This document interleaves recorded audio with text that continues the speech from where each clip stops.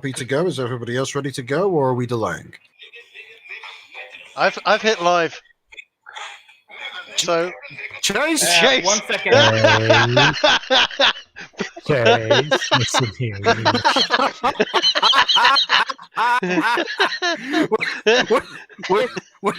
Was that on the recording? I hope so. I hope so. This is the state of the This is our introduction now. It's on the recording. It's on the recording. Excellent. Excellent. It's okay. Well, we can trim that out if we need to. Nobody watches these things anyway. Anybody that does will know us and go, "Oh, you fucking guys! What are you gonna do?" 5 years down the line, Susan's going to use this to lynch you. Probably. Almost certainly. But anyway, with a characteristically rocky start, as it seems we are destined to be, the 5th episode of the Yesrallaw Odyssey, or as it is now known, a Yeehaw Odyssey, begins. The previous session, unfortunately, was not able to be done since last week I was not able to sleep that previous day, and had I ran that session, I would have been awake for 36 continuous hours at the beginning of the session. Not a state anybody should ever be live on the internet with. It does sound like a state that would cause you to create all sorts of wacky situations. Yes, most of which would probably result in the death of the party. Today's session is unfortunately lacking Theo, as is indicated by the thumbnail. Who's Theo? Lovingly prepared for us by our artist for the campaign, Raja Yali. We're just going to rem Theo out then. Just literally, who is Theo? I don't know who Theo is. Who's this Theo you keep mentioning? Yeah, what is a Theo, guys? I mean, she's your twin sister. Well, it is a terrible shame that we had to lose. Yeah, but Wait, anyway, we lost someone. Yeah. Apparently. Personally, I haven't spotted much of a difference. Although I am feeling like the party is a little bit less Romanian. I'm not sure why. But in any case, a quick recap for the party. In the previous session, the party had met up with Scrack, the 8-foot-tall lizard man who is savage beyond all belief, and had made friends with the creature before having travelled back to the city of Verdenfeld in order to flog some goods that they had picked up in a slaughtered bandits' horde, and had managed to not only make a fair bit of money, but also buy some additional supplies. Having made money, achieved additional supplies, and then made back their way towards where they had left their lizard man friend, the party decided to go through a bit of a duel. A duel between the druid played by Chase, and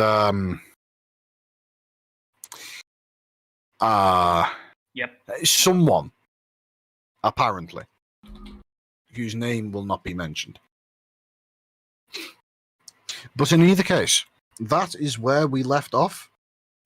If there are any other details that any of the players feel I have made a terrible misjudgment in leaving out, feel free to enlighten the recording. I pissed in a barrel in front of a dwarf. And he did. He gave me 50 extra gold for it in the deal. And he drank it. And then he drank it. Uh-huh. I quite enjoyed it. And yet, surprisingly enough, he was not in a BDSM club. No. You don't know that. No, I do know that. Okay, you do know that. Of course he knows that. He's God. Okay, we don't know that. And having Yeah. emptied The my rest of the party doesn't know my that. flask, I refilled it as well. So we are. Hmm. My flask fulleth over, spilleth over. Words. Hmm. Yeah, Your cup runneth over. indeed. Yes, that's how the Literally. saying goes. Or So, I don't know. with We had a the fight. previous session, ending with the party having only just not met up with Scrack, with a mere minute's worth of walking away. What does the party do, if anything? I think we should all challenge each other to another duel before we get there. It's the only way. I refuse that fucking No, idea. I like any drunken sort of monk. I don't want any trouble. I agree. Hmm. Well, I mean, to be fair, we're going to walk into trouble, given that we're hunting gobbles. Just going to stand behind my flask of wine, not wanting any trouble, and defending myself when I need to. Are you going to defend yourself to victory? Yes. I was about to say that myself. I'm just playing on the Jackie Chan meme in Drunken Master, where he's got the big flask of wine. He's like, I don't want any trouble. Just proceeds to deck about 6 guys. But you always know Jackie Chan is at his most dangerous is when he's either holding a vase or a child, and when he doesn't want any trouble. He is about to hand someone Yes. a hell of a kicking. Also, I Keep kind of down is a Like, blessing. too bad he's slightly cocked to China now. Yeah, but can you blame him? It's China. China's terrifying. If China had got their sights British- on me and went, "You will do this. We'll pay you huge amounts of money, but you will do that, or we're going to skin you alive and use you as a serviette." China is no. the most effective place if you want to wield a child and want no trouble. Indeed. That's true. But- Maybe Jackie Chan should have tried resisting the Chinese government with a child. They don't. I've seen. Oof. China is scary as shit, dude. That's what I'm saying. Yes, China they is are. shit. But we are not here to discuss real world horrors. We are here to No. discuss made up horrors of my own creation. just Oh, joy. just a quick question. Yes. My ringtone, Uh-huh. was that caught on stream? Yep. Yeah. Yep. Yes, it I'm was. so fucking sorry. In fact, the first 10 seconds of the stream was just your ringtone. Yes. I am so fucking sorry. It's okay. That was. I have to be monetized the before they level- can demonetize me. What do you want? I'm so sorry. I genuinely did not mean jack shit in it. My dad called me at the most inopportune time. Trust me, Chase. The level of awful timing that event had is legendary. It was perfect. Absolutely perfect. And I'm going to keep it in the stream. Just because, fuck it. If Susan wants to hang me with that, then she's going to bring it. Here lies the channel of Trig, killed by some fucking Oh my God. Eastern ringtone. You know what? You could get Chase to be your legal defense, meaning that she has to ring Chase in order to prosecute you for it. And that means to make the prosecution, she has to make that ringtone go off. Oh. You're all evil. Making It's her... such a- Yes. Also, no, I'm But not gonna anyway. don't fucking hire me for that shit. I'm going to stand back as DM for now and just simply allow the players to do as they please. Okay, if we're going to actually start the game. Are we Um, actually going to go and speak to this giant lizard fella then and get missions, or are we going to... I don't know. Yeah, but just before that, I ask for your...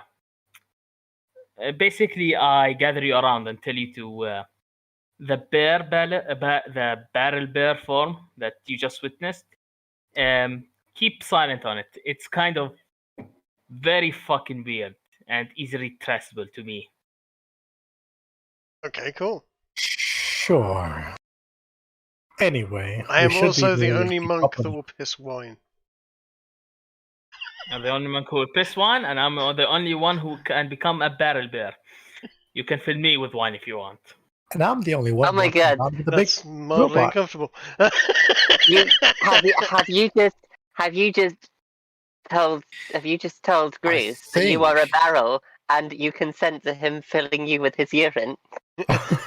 that's I think what may have just happened here is perhaps Chase's druid admitted to something that would otherwise be considered to be inappropriate in polite circles. It's a joke. It's a genuine fucking joke. Calm down. I just Sure. joked with him. uh-huh. It's a joke, he said, lying naturally as he breathes. Shut up. No. He's a snob, after all. What else would he do if not lie?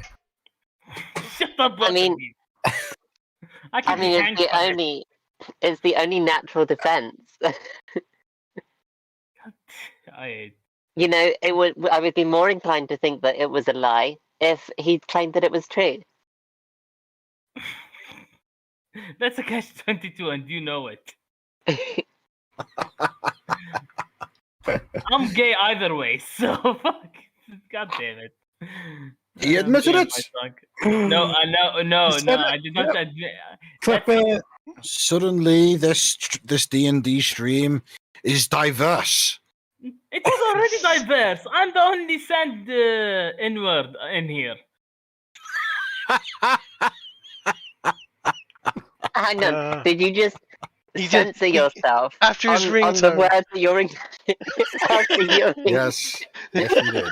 That was an accident, and I'd rather not actually be held responsible for, Trig's channel disappearing off of Listen, here's a fun fact. There's only like a person watching this. Yeah. Hello, person watching this. I'm sorry for other racists. Don't call the YouTube police on us. It's Raj. Oh, it's no problem. I'm in here so I can read Right. the comments anyway. Never mind. Is there really only Raj listening to this stream? Oh no, Vedlum.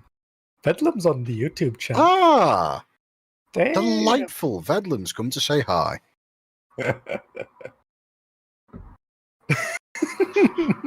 As well as whoever insane rejects is. Oh well, apparently it's driven. Ah, driven. Ah, yes, of course. Ah, shut the hell up, Vedlum. So, with all that said, is there any objections to the party walking back into the clearing once again and meeting up with the giant angry lizard man known as Scrack? No, let's do it. No, let's do it. Let's accomplish Alrighty then. things. Yeah.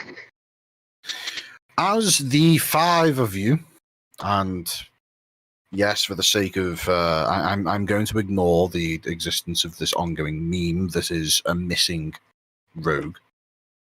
As the five of you make your way back over to Scrack's encampment, you see that it appears as though they have done a fairly good job of having cleaned up after themselves. The various bits of cutlery, crockery, and cookware that had been used in previous nights' stays and revelries has been seemingly all packed away into the once again obnoxiously large pack being carried on the back of the cook.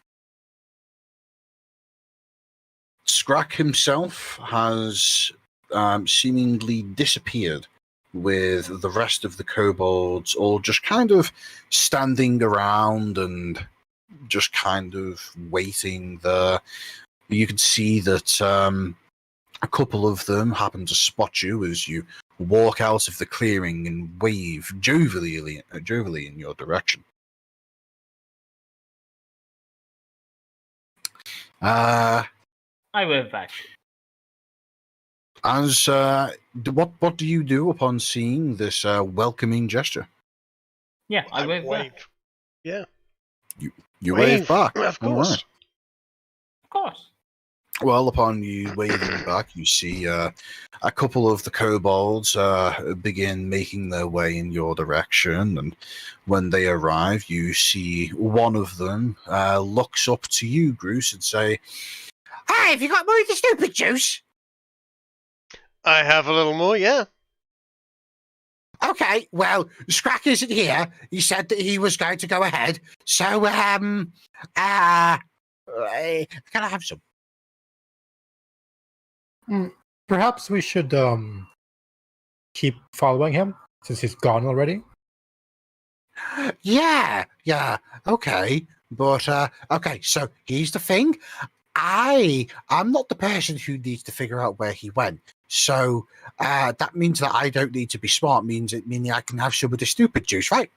But it does mean you could be the person telling us. We need to know where he's going. Tell you what, did you know where he's going? If you do, I'll let you have some stupid juice. How's that? Okay, but first I'll need to figure out where he went. I'll be back. And Yeah, he just cool. runs back over to the rest of the kobolds, and the second kobold, who also made his way over to you, just looks up at you and says, "Yeah, I know where Scrack went. He went out that way and kind of went to the right a bit." Out that way, and over to the right a bit.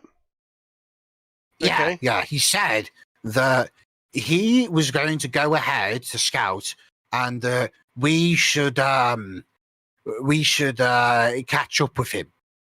Okay. He's not okay. So here's the thing about Scrack. He's not very subtle, so it's pretty easy to figure out where he's been, I noticed. and that's what we usually do. Tall lad, isn't he? Yeah. Yeah, he's nice and big, and he leaves big footprints. That's fair. We can look for the footprints. Well then, Perhaps we should catch up with Scrack and help him with the scouting. Perhaps if this nice chap and his mate wants a shot of the old stupid juice, they are very welcome to have some. As long as they don't think it's going to impede their ability to follow. As you are thinking this, the kobold that pointed out, actually was useful to you. He points to the other one who's now running back towards you and says, "Don't give him any stupid juice. He's not very good with it." Fair enough. I'll have some later, though. All right, mate. And with that, you see as the kobold runs back over to meet up with the one that is now excitedly rushing towards you in your direction, and you see the pair of them converse in what you can only assume to be Draconic, and after a few words are exchanged, you suddenly see that the once very excited and jovial kobold suddenly becomes somewhat dejected and begins to walk with a hung head back towards the rest of the kobold group.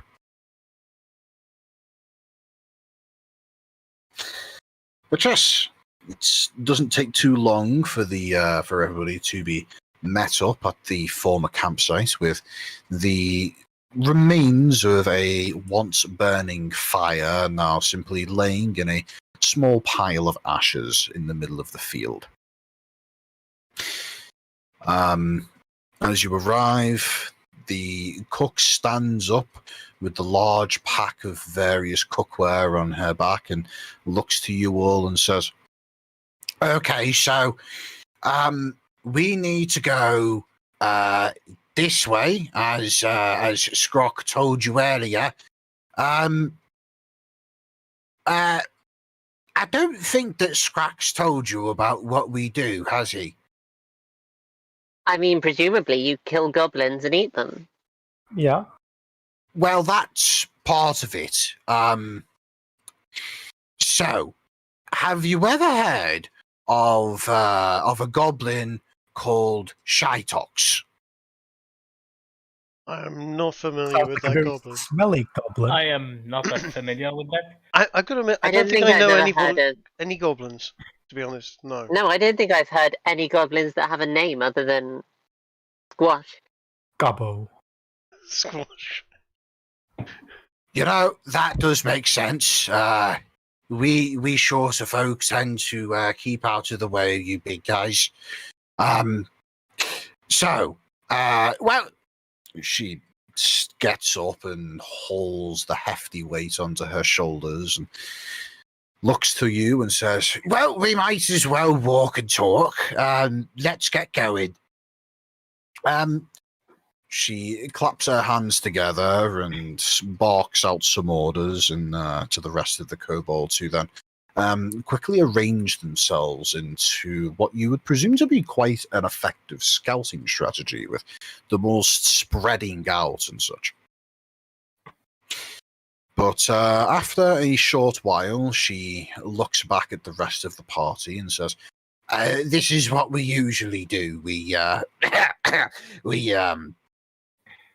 Scrack goes off ahead to use his instincts of trying to find where we should go next, and usually he ends up finding some goblins, and not really quite sure how he does it, but it works. It works, and we just kind of follow along and help out with things like cooking and things like that.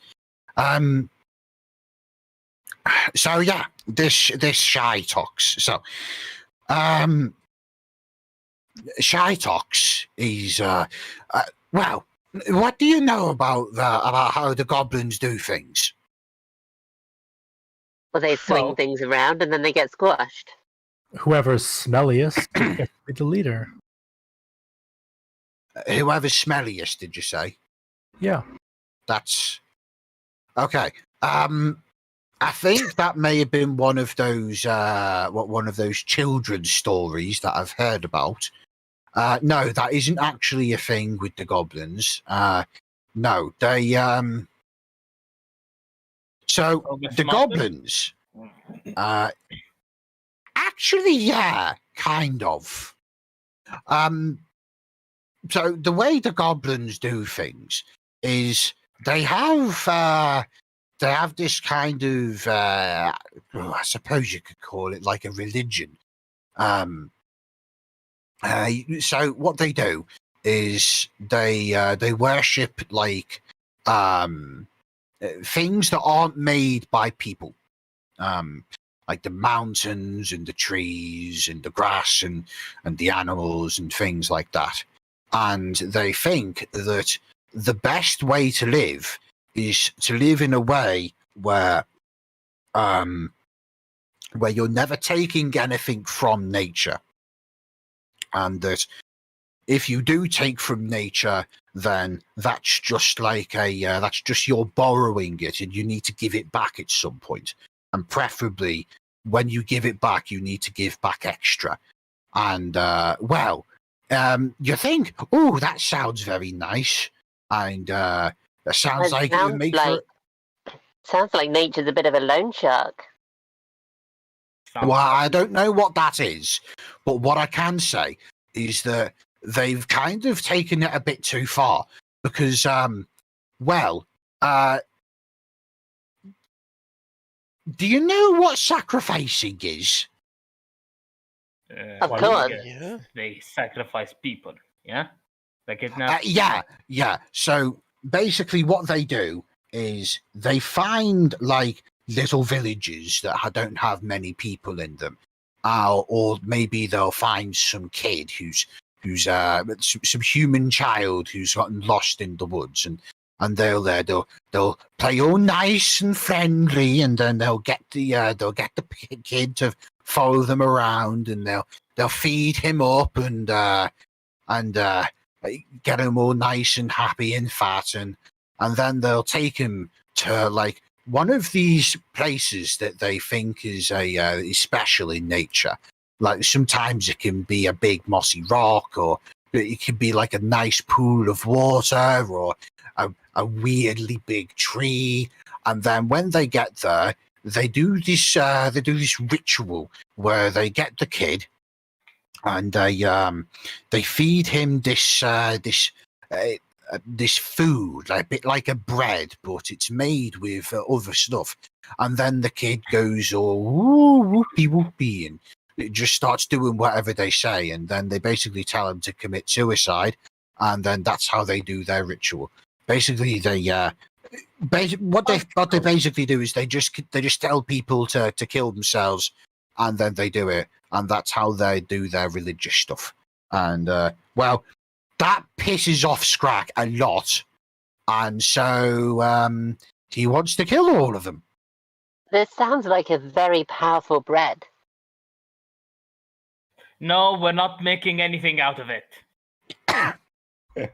We already have bad honey. We're not going to use that as well. Says who? I. But imagine the honey sandwiches. Oh, yes. Wait. No. Wait. But no, you're not thinking of actually using the same stuff they do, are you? Oh, That would be really bad. Yeah. Well, not for Yes. the same reasons. Oh, Wait. Well, we just want people to have fun, that's all. I don't think giving people a narcotic bread that allows you to tell them to commit suicide is a good idea, or an idea of having fun. If No. you were able to That's tell a, them, depending on that's a personal question. Humor is yeah, subjective. if you can, No, okay. if you can okay. tell them Let me to put a commit stop to this suicide, right and now. they will. If you can This tell them to commit suicide and they'll do it, then you can tell them to do anything. You could tell them to imagine, take off their That's trousers and do a bad. chicken dance. Grace, and that's bad. All right? yeah, it's really horrible. You Yes. shouldn't do that. Listen to No, the kobold. Listen to it, to her. look, Yeah, thank you. But yeah, I think that basically what's happening here is that Scrack and we people who are with him, our mission is to go around all of the lands and kill every last goblin. Like all of them are dead. That's what our goal is, and that way they can't keep sacrificing people, and they can't. Yeah, it's because it's evil, you see. And true. so yeah, that's what we're doing. And oh yeah, so this Shytox, so what she is, right? Okay, I should start from the beginning. So Shytox, sorry, was our question? Yes, I was wondering, is that a name you guys gave her, or a name that the goblins gave her? It does seem a think little it's- unflattering. I think it's a bit of both, actually.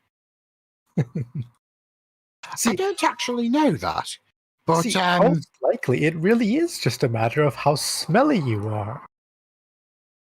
you know, it could be. But well, all I know is that Shytox is very smelly, or at least from the stories that Scrack has told me. I've never seen her personally. And as well as being very smelly, she also can use a lot of magic stuff. See, Scrack, he's actually killed her once already. According to what he said, it was a very long time ago, and when Scrack killed her, he let me think. Well, you've seen what he's done to the other goblins, right? Made some nice meal out of it. Yes. Yeah, but like you know how he killed them, like so he Brutally. yeah. Well, that's the way he does the killings of all the goblins that you see. So it's not just that he likes to eat their insides while they're still warm and runny, because that's just what he does. But it's also that if he kills them as much as he possibly can, then the chances of them coming back to life are not very high. Because that's the problem, you see, is this Shytox, he killed her and then she came back to life. Right. Okay. Oh. And the So- fact that she's come back to life and she's now continuing to do this this thing where she convinces people to sacrifice themselves for the good of nature and things like that. Yeah, that's bad. And well, it's Scrack calls it his holy mission. That's I think it's I want okay, don't tell him I told you this, but I once heard him talking to that big axe that you saw. Sorry, you with the long hair, what's your name? Myself? Great. Yeah. Right, okay, so you know when you and Scrack had that fight and he beat you up? We had a good fight. Yeah, well, when he beat you up, he was using what's called the axe of the dragons, and it's this really powerful axe that he managed to get when we were over on when well, he told you that we had to take a boat to get here. This is from the other place where we once were before we got on the boat, and well, sometimes he talks to the axe, and when he does, and I've only actually seen him do this once, but apparently that's when he gets his good ideas of like where the goblins are and when what we need to do to find them, and then what we do when we finally get to them and how we kill them and things like that. And Does the axe according stop to back? I don't know. I couldn't hear it, but I just heard him talking to the axe, and then nothing. And then he talked to the axe. It was kind of like when you're listening to someone talk to someone else, but one of the two people you couldn't hear. Are you suggesting that Scrack is stealing his ideas from the axe? Maybe. Look, Scrack is a person who has he's very good at leading people. He's not very smart, but he just seems to know what to do when things are going wrong. And well, he's been leading me and the rest of us little kobolds for a few years now.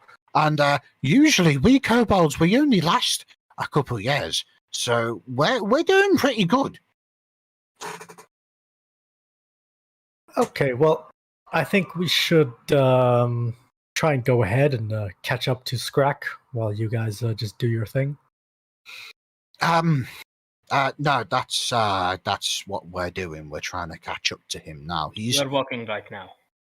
yeah, he's Well, yeah, but I meant like okay. we could rush ahead a bit more, just in case. I Hang think the on a big fella moment. can take care of himself. Hang on just a moment. It's just in And case. she you never know she- what happens. she gets this this small thing off of her clip and puts it to her, actually puts it in her mouth before breathing through it, and it turns out it's a whistle, and she blows into this whistle, and all of the other kobolds stop what they're doing and hold in position for a moment, and you see as she lifts her hand and waves it a few times back and forth. You get the impression there's some kind of signaling going on before she sets her pack down on the floor and looks over, and she pulls out a small scrolled up piece of paper, which when unfurled you would recognize to be a copy of the world map, or at the very least a map of Yesrallaw. We have one And- of those. As she looks over it, I'll just go ahead and bring your perspective back over to the world map.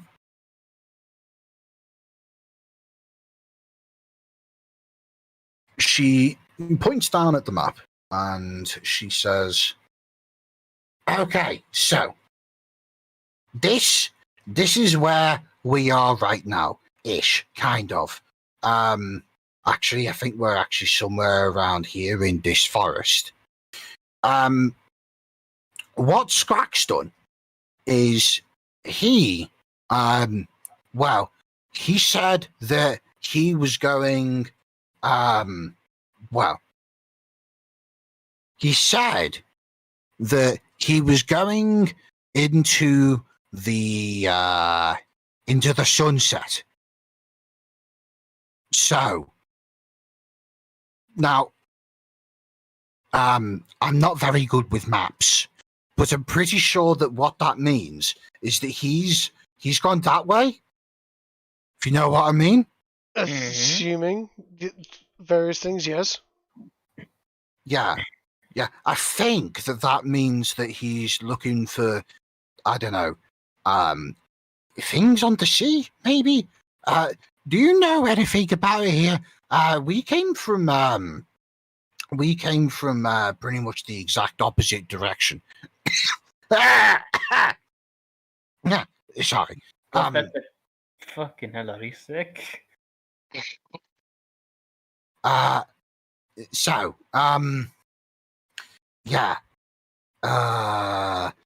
we're just gonna keep going and following them until we catch up. That's what we usually do. Fair enough. Chase after the giant lizard manhole in the undergrowth. Yeah, he usually goes pretty quickly. It might be a day or more. Yeah. Follow the big footsteps. Yeah. Well, now that I think about it, it probably wouldn't bother him too much if we walked a bit slower or maybe had a break every now and then. That's what we usually do. So if there's somewhere where you want to go along the way, let me know, and we should be able to stop for a bit. That I sound would good to be you? Fair quite enough. keen on catching up and discussing the full extent of his plans, actually. Well, yeah. All right then. But yeah, charge onwards. Unless, of course, we sort of see a pile of gold and barrels and stuff by the wayside. We could stop and investigate stuff like that. of course. Well, actually, I'm looking at this map here, and it looks like that if we just if we go what's this direction? That would be like This sort way. of southwest. Southwest. South. Yeah. Yep.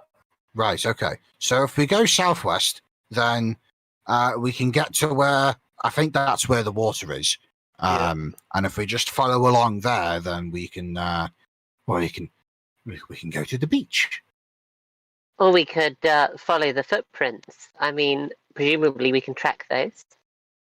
Well, we can do that until we get out of the footprint, until we lose the footprint. Sure. Yep. So let's do that.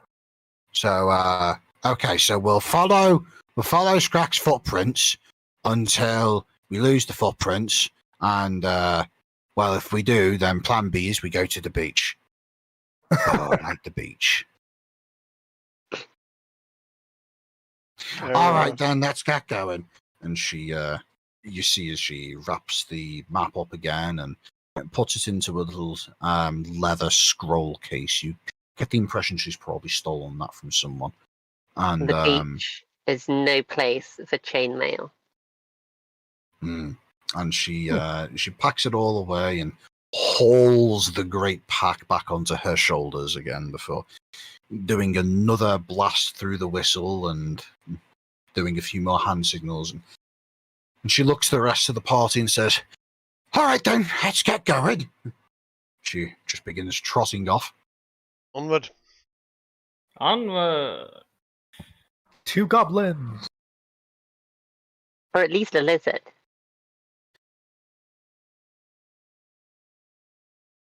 By the way, do you have any idea how difficult it is to cough in character?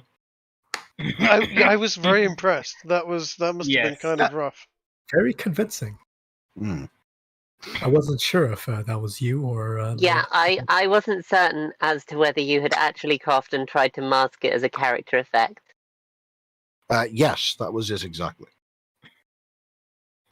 But yes, anyway, as the party continues traveling, is there anything that you would like to try and do or achieve? There's going to be we're going to consider this to be a bit of a traveling period. So there's going to be several points where you can go through a day's travel of maybe exploring surrounding regions, so on and so forth. If you're not interested in getting sidetracked on anything, we can literally just go through the whole travel period. Just a quick question. Am I my character? If I hunt, say, a fox or something similar in the forest, can I skin it and then go that way? You can attempt to do a skinning, and depending on how successful you are, then you can get a pelt of varying quality. It's survival. Uh, Can I? Yeah, it would be considered survival. Oh, nice. I'm just in the meantime, whenever like halfway through, whenever I'm a bit too bored, I just go notice if there's an animal nearby and try and get it and hunt it. All right. And what about yourself, Kiki? I would like to keep an eye out for interesting berries and mushrooms.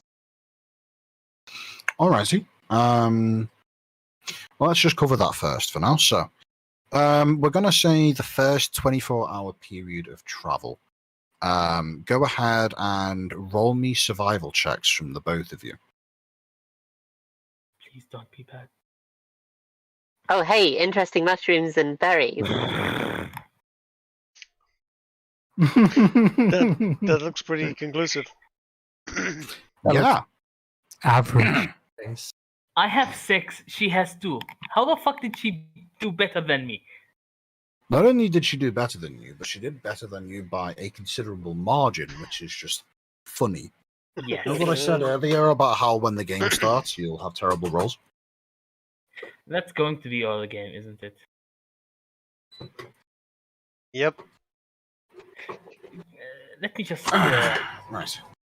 let me just roll 1d20 to see how No. bad I am. Actually, you know what? We've already fucked around with pre-rolling, so I'm not What gonna do it did now. I tell you? Pre-rolling bad luck. You know what? But I also pre-rolled. Can I have a look around for sort of We all have bad herbs luck. and herbs We all- and medicinal plants, etc. Whilst we're doing this.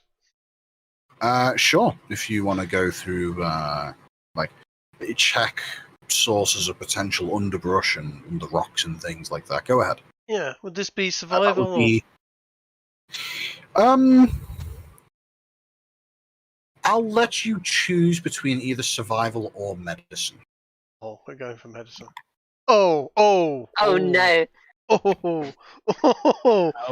Now, was this Finally, someone rolling worse than me. was this an intentional search for hallucinogenics, or is it an unintentional side effect? That was just literally looking around for things that might be useful as for medical purposes.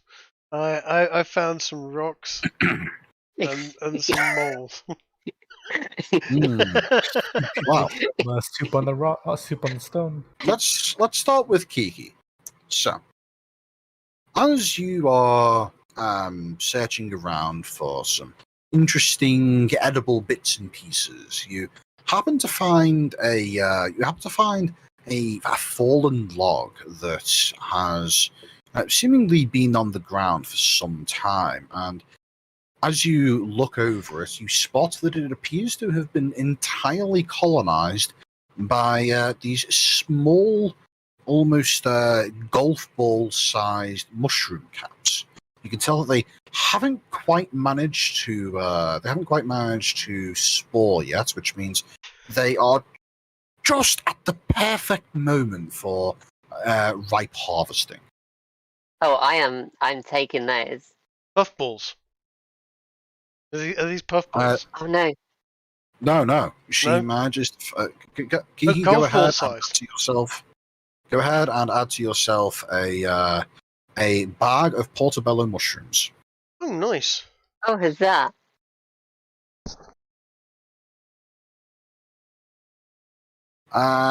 So, Chase, what was it that Seedy was rolling for? I wanted to hunt an animal. A small Oh, I animal. see. Something small to skin. Over the next 24-hour period, when the party and the kobolds they're traveling with stop to make camp for the purposes of getting a decent day's meal in, you decide to take some time instead of aiding the cook with cooking. Instead, you decide to travel off into the wilderness for some distance. Try and find something worth catching and, something worth along those lines. And unfortunately, you don't seem to be able to find anything that is ground-based. However, you do spot that there is some kind of bird of prey whose territory you are presumably wandering through. Can I use animal handling to get it to me, since I'm a druid and all? Like to handle my hand? I would say yes, but you would need to roll pretty high in order to convince a random bird to come down and visit a random person. You miss every roll you don't make. Well then, 16? you as you begin to try and get the bird's attention, you call up in various animal noises in an attempt to attract its attention. And at first, it seems to be working. You can spot that the eagle's attention is drawn to you, and you see that it begins to hover and begins circling around you a little closer to the ground, but only about 60 feet up. It's still quite the distance away. 60 feet, by the way, that's around 20 meters or so. That's about the same range as a bow, isn't it? It is definitely within the range of a bow, but bows is it typically aren't within- very good at shooting directly up. But is it within the range of a light crossbow? Oh, absolutely within the range of a light crossbow. How much health do they have? What? Actually- Well, A better question. If I shoot it and hit it, does it fall down? you'll have to see. I love how you're literally just our druid is just standing there making bird noises and shooting the sky. Can I throw a rock at it? Don't actually throw a rock at it. I'm alone right now. Okay. Yeah, Can I do? Seedy is by himself right now. Of course. Sorry. Can I do anything to get it to be closer to me? No, you've already attempted to lure it to you with your animal handling check, and as you continue to ponder your potential actions, you see it. It looks like it may be beginning to lose interest. Okay. Since I'm going to be quite wasteful. Okay. Since we're Animal just on the friendship. since we're just on the. It's about 60 feet away. You're not in range for that, I'm afraid. You see within range. Oh, okay, it's 60 feet, not Range. 30 feet. Oh, right. Yeah. Can you jump 30 feet horizontally? Okay, can I cast... Kiki, if he could jump 30 feet horizontally, that wouldn't help him, since he'd need to jump 30 feet vertically. I know, I realised after I said it. We can try and throw him. Just chuck him for high up in the air. Actually, you can't, since Chase is by himself right now. The rest of you, whilst this is happening, are back at the camp, presumably sharing drinks with kobolds who shouldn't be drinking. Quite probably. Did we make camp? Can I climb the tree that gets me within 30 feet? There aren't any trees nearby. You're currently out in the middle of what effectively amounts to relatively open scrubland. Okay. I'm pondering whether or not to actually try and shoot it. Well, I would say by now you have spent enough time trying to come up with ideas that you can see the bird has seemingly lost interest and is beginning to travel away. It lost It's interest. it's still within range of you being able to try and snipe it down with a crossbow attack, but it would be within the disadvantage range. I'll just. Can I Take a try shot and if you hunt? want. No. Can I try hunting something else or something more land-based, or is that it? I would say make another survival check, but this would be with disadvantage since you've already spent some time trying to find animals, and the best you've come up with so far is now flying away from And before double ones. Oh, now you get me good rolls, do you? But on a disadvantage, huh? Never mind. So, scoring an 11 for trying to track down another animal. The best you're able to spot is, well, you spot a hole in a tree that you suspect may be the perch of a bird of some sort, but it's this tree is relatively alone. You suspect you may be wandering through what may have once been farmland, but in any case, the best you can hope to come up with is, well, what apparently appears to be an old bird's nest. Is there any bird in there or anything in there? Well, it's a bit of a climb. Go ahead and give me an athletics check to try and climb the tree to try and inspect the hole. All right. Hey. As you begin to climb up the tree, roll me a perception check. Roll a perception check. I would say you're about halfway up the tree when you stop for a moment. Yeah, you swear you can hear buzzing. Are you going to hunt honey? Does animal handling work on bees? Animal friendship work on bees? I'm going to say that you'd be smart enough to know that bees do not possess the necessary intelligence to be able to communicate via animal handling checks. Yeah. No, I think it means the spell Animal Friendship, which does work on a beast that you can see within range. So I guess it'd work on one of the bees. Yeah, that is true. That is true. Okay. Do I spot the thing that I think I am spotting right now? You mean The beehive.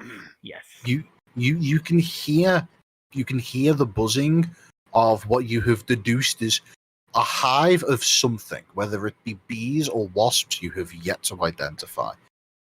Such a creature has yet to make itself apparent to you. However. Okay. So I consider my run of luck, and I deduce that I don't want to take that gamble. So I go down and climb away. All right. So you make your way away from the tree, and what do you give up and head back to the rest of the party, or You know what? are you going to try something else? I was waiting No, for animal I- handling on the queen bee and getting the queen bee to lead them all away, or something. You know what? I'm doing this a bit more, a bit in a classical way. I should not do that. Can I? What's the ability called? Transform into a bird of prey and hunt something that way. You could do if you wanted to. Is it a bird of prey made entirely out of barrels? No, it would be what bird If you would I want to turn into a bird of prey, I will describe the look of the creature. Okay. What kind of animal would I turn into? I would have met an eagle. Would I have met a giant eagle, or no? I wouldn't. Since I'm going to say roll me a d4. If you happen to roll a 4, then at some point in your previous travels, you will have seen and be able to transform into a giant eagle. Assuming you're Oh my Whoa. god. Oh my god! Oh my god! I am a giant eagle. Okay, so go ahead and add to the list of creatures that you can transform into giant eagle. Where's that list?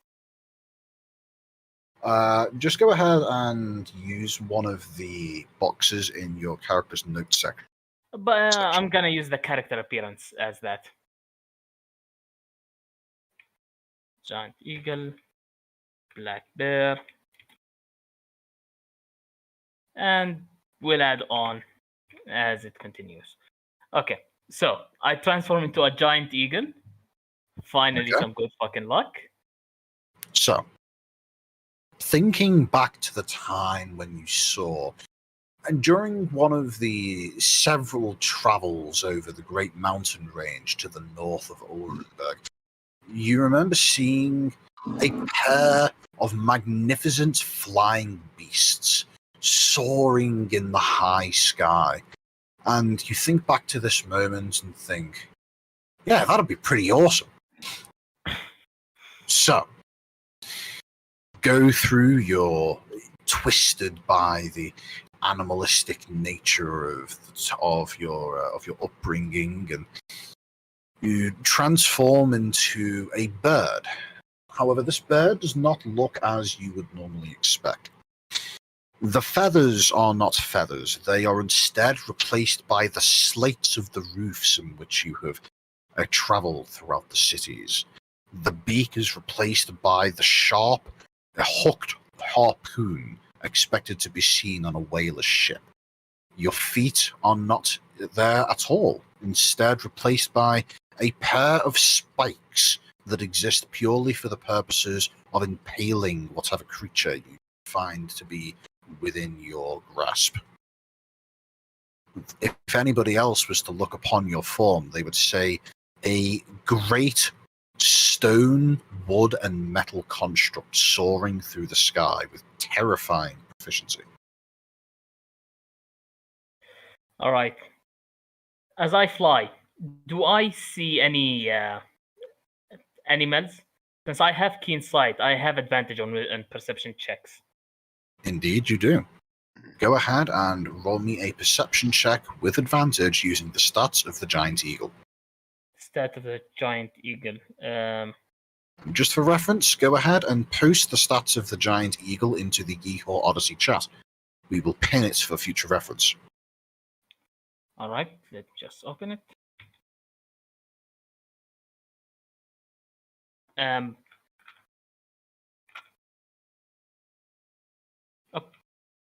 It's Yeah. a bit twisted. Let me just.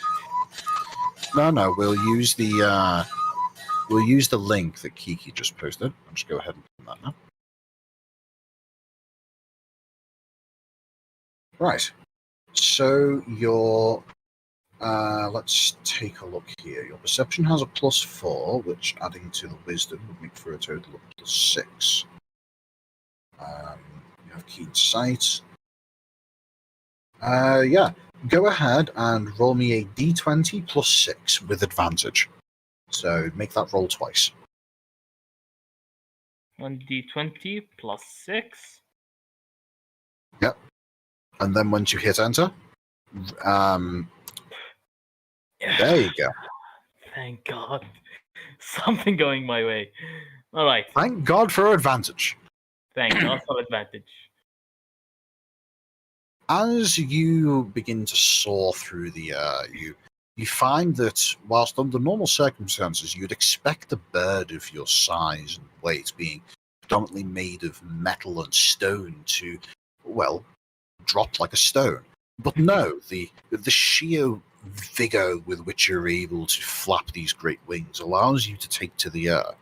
And in doing so, as you begin to glide around the surrounding environment, you see the distinct figure of a rabbit. Two of them, in fact. Two of them. Can I fall down upon them and kill them both? I will say that you can definitely swoop down on one of them, but if you want to do both, you'll have to do it a second run at the second one. So, Sure. regarding attacking against the rabbit, go ahead and make a talon attack with advantage, since you'll be doing a silent swoop attack on it. Meaning, technically, you'll be hidden from it until you strike. So, according to this, the giant eagle has a +5 to hit. So do slash, roll a d20 +5 to hit. I'd say an 18 hits an unsuspecting rabbit, but go ahead and roll again to see if you crit. To see if I crit. I literally roll the same amount. Delightful. Okay. From the perspective of the rabbit, I'm not going to have you roll damage since this is an instant kill. From the perspective of the rabbit, all is peaceful. All is quiet. Suddenly, there is a giant spike going through the rabbit's abdomen, and it is rapidly losing its breath due to multiple puncture wounds through its lungs. It immediately dies in your grasp, and is now lying there on the floor. The other rabbit is running for its fluffy little life.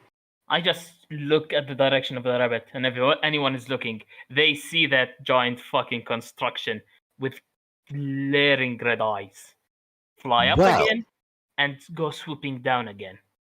Well, here's the thing.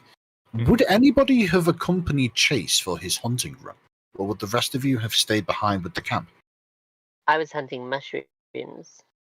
I was Yes, failing to hunt mushrooms. You would have gathered your mushrooms. Bruce and Grace, you two would have gathered your things at a different time to Chase doing his hunting run. I mean, considering what we've seen in the past of Chase going off and doing the druid thing and then coming back again, I think we probably would have left him to it. They probably would have seen some sort of giant bird in the sky. They wouldn't see anything except the red eyes. In fact, actually, you know what? It makes sense for the camp to be able to see Chase from a distance do this. So what the rest of the party would have seen is a distant, large black spot in the sky floating ominously across the landscape before suddenly plunging to the ground and impacting the ground with such force that it would have sounded like a small explosion going off. There are demons in this land. Here be dragon. Okay. Can I attack the other rabbit since I want something? Sure. I would say this time you would be making the attack not with advantage, but if you can roll high enough, then you manage to just about eviscerate the second rabbit as well. 1d6 plus 5, right? No, it's a 1d20 plus 5. 1d20 plus 5. Oh, sorry, I meant 20. I hit. I'd say you hit. Once again, the rest of the party sees this great black entity with these enormous wingspan of what you would assume to be at least 20 feet, lumbers back up into the sky once again, only to then plunge down at a much more sharp angle, with once again hearing a great barreling noise as the creature impacts the ground. Okay. Chase now has 2 eviscerated rabbits at his disposal. I carry both rabbits within one claw, since that's how small they are to me. And the party sees the. Let me narrate this one. The party sees that shadow once more for the third time, for the second time, fly off again, but this time it's heading right towards them, going at a less sharp an angle, but still frighteningly fast. I will prepare a javelin. Ready yourselves, people. The demon draws near. I'm just lighting up a pipe, just thinking, what the hell is this lady talking about now? Marsh, you would see as Kiki is readying herself for battle, you would see as this great lumbering creature with an enormous wingspan, larger than anything you've ever seen before in your life, is beelining straight towards your party. Is it still day? No, it's I would say at this point it is approaching sunset. Mm-hmm. Okay. So, I thought it was nighttime. Never mind. So, as they are seeing this creature, the closer and closer it is, the more details they see. The shilling on the roof, it just genuinely looks like a meteor that's shaped like a bird coming right at them. I would like to ready an action to, once this meteoric demon reaches range, loose a javelin and prepare to block with my greatsword. I too will throw my javelin onto the ground and then prepare action to cast catapult upon this entity that is flying towards us. As I am reaching, do they throw the stuff, or can I reach to them? Well, Marsh, you were about to say something. Well, I was just saying that, well, you're the narrator, and my catapult has a 60 feet range, by the way. Okay, well, Kiki, are you Yep. going to wait for yourself to be within the long distance range of your javelin, or are you going to wait until you're within the short range of your javelin? I mean, this thing's traveling quite fast. The long range is it disadvantage or minus something? Yes, it's disadvantage if you throw it at long range, but the difference between long and short range is you can throw with disadvantage at a target that is 120 feet away, or you can throw it at a target that is only 30 feet away Yeah. for a regular roll. Yeah, I'll take the disadvantage. Why not? All right, so as you are swooping in at high speed, Chase, suddenly a javelin is launched in your direction. In fact, can I hold Kiki. for 60? Can I hold for 60 to synchronize with our other javelin launcher? Well, that depends. Marsh, have you informed Kiki of the fact that you are going to be launching your own javelin? Well, I chucked it on the ground. I suppose I'll just say, gonna chuck this at him. Do we know who this is? Is this a new occurrence for us? Yes. Yeah, this is new for us. This is You guys have never Scary seen, Demon. you guys have never seen anything like this moving towards you. Okay. In fact, if I don't know, let's loose my javelin. There we go. All right. Well, let's check And- the AC of the giant eagle.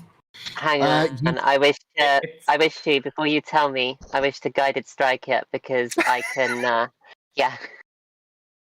It's All right. 15. All righty. So, Kiki, you're using your guided strike to ensure the hit. Is that correct? Yes. All righty.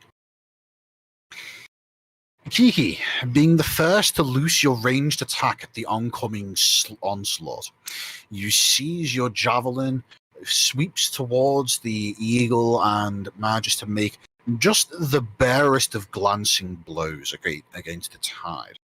So, calling upon the power of your faith, you channel your divinity into the javelin, as the rest of the party would see as the great stream of steel and wood quickly sweeps around and comes for a second attack, almost acting like a homing missile. The javelin impacts into the stone-encased form that makes up Chase's eagle, and manages to make a much more clean blow, still glancing off and being shattered in the process. But you do manage to cause at least what appears to be a partial wound on the flying creature that I might say is unfazed by your blow. Chase, your eagle form has several of its outer shell of tilings removed as you feel a small impact hit you with some force, but nowhere near enough to stop this. I just remember, shit, I didn't tell them I'd do that shit. Well, as I would say at this point you are approaching with too much momentum to stop yourself. No, I was planning that once I approached to like 60 or something like that, I would suddenly halt, and with giant sweeps of my wings, I would blow a shit ton of wind and slow down incredibly. Okay, well, if you want to do that, you can, but Marsh, your javelin. Yeah. Well, yeah, like I said, this is the catapult spell. So go ahead and roll the catapult. Thank God. All right, so what the following happens is as follows. Chase, you come swooping down at great speed. You see as Kiki launches a javelin at you, and at that moment come to realize, oh shit, they don't know what I am. You manage to stop yourself approximately 60 feet away from the encampment, blowing ridiculous amounts of air into the ground in order to be able to create enough force to sustain the large weight that is your giant eagle. The rest of you would see, just for a moment as this great lumbering beast does this, two rabbits impaled upon the great steel talons of its form, and it just simply hovering in place, producing enough downforce wind to simulate what you'd expect a helicopter to make in real life. A random javelin goes sweeping past, missing its target by several feet, and catapulting itself into the far distance. It's I'm going to shout out, take some time. good lord, it's a monster, look, it killed those two rabbits. I just fall, like, calmly down on the floor next to them, slowly. And All right, this so you giant slowly hump. lower yourself, do you? Yes, I slowly lower myself, and I tuck in my wings to show that I'm not trying to harm them. Is it slow enough that we can get a second swing against this foul demon that's attacked us? At this point, I will say, by the way, that the kobolds who have been bearing witness to this entire series of events are currently huddled up together in a small group of 4 of them, screaming in terror, whilst the cook is just kind of sat there looking oddly relaxed. I can imagine that the cook would likely be sitting somewhere close to you, Bruce. And if you choose to look over, you'll see as the cook looks back to you and says, "Well, this is an interesting way to die, isn't it?" Every single day. We shall protect you. As I am on the ground, I just leave the rabbits, like remove them from my at this point I believe like barely corpses of rabbits on the floor. At this point, I would say that you have decapitated one of the rabbits with your talons, and thoroughly exsanguinated the other. You went out hunting them and then you splattered them, and we can't use them now. Oh, disgraceful. No. There is definitely usable rabbit here. It's just that Well, I'm it kind of gonna have looks to like try. that each of. Imagine taking a rabbit and just kind of partially feeding it under a power hammer at a blacksmith shop. Your definition of usable rabbits, sir, and mine differ greatly. As I land Just- on the There's probably equivalent to one whole rabbit between the two corpses. as I'm falling on the ground and tuck my wings, I look at the rabbits that are within my claws, and I think, shit, I've been having too much fun, haven't I? I just transform back into a normal person and say, "Stop with your bullshit. It's me." The kobolds continue to scream for about 5 seconds until after you've finished transforming back into human form. Oh god, it's hideous. I swing again. No, I'm joking. Oh no, a Slav! Quick, kill it! I'll let you all discuss this out for a moment. I'll be back in a minute. Good lord, what have you done to those rabbits? You Uh, made me waste my javelin. Yeah, you throw it at me. It's not my I fault. could have killed you. You do realize Well, you have a lot to work on. Your aim was bad. you Is were that a- Seriously, I'm Lucky. the size of a house, man. I'm the size of Do a I house, you hear- fucking dwarf. you're Do Do barely. I hear the declaration of a challenge? No, you're not hearing the declaration of a challenge. I'm just insulting his aim. Hey, Bruce Reed, you want to have another bet on this? No, I will. no, I Stop keep as a losing bird, my bets. I and keep will covering slow everyone's bets. It's a terrible idea. I don't know how bookies make a living. Don't worry, bet on me. It's a sure bet. Trust me. No, I am just a poor monk. I have no money. Piss off. I've lost my Well- bloody rabbits. God damn it. You know, I tried to you- to salvage whatever the fuck remains from them. with a couple of good bets, you could have money again. I could, or I could be even more broke. No, you're not getting me with your wiles and ways. No. I will not have more bets. So at this Aye. point, the cook walks over to you, Chase, and says, "So, that was you then, was it?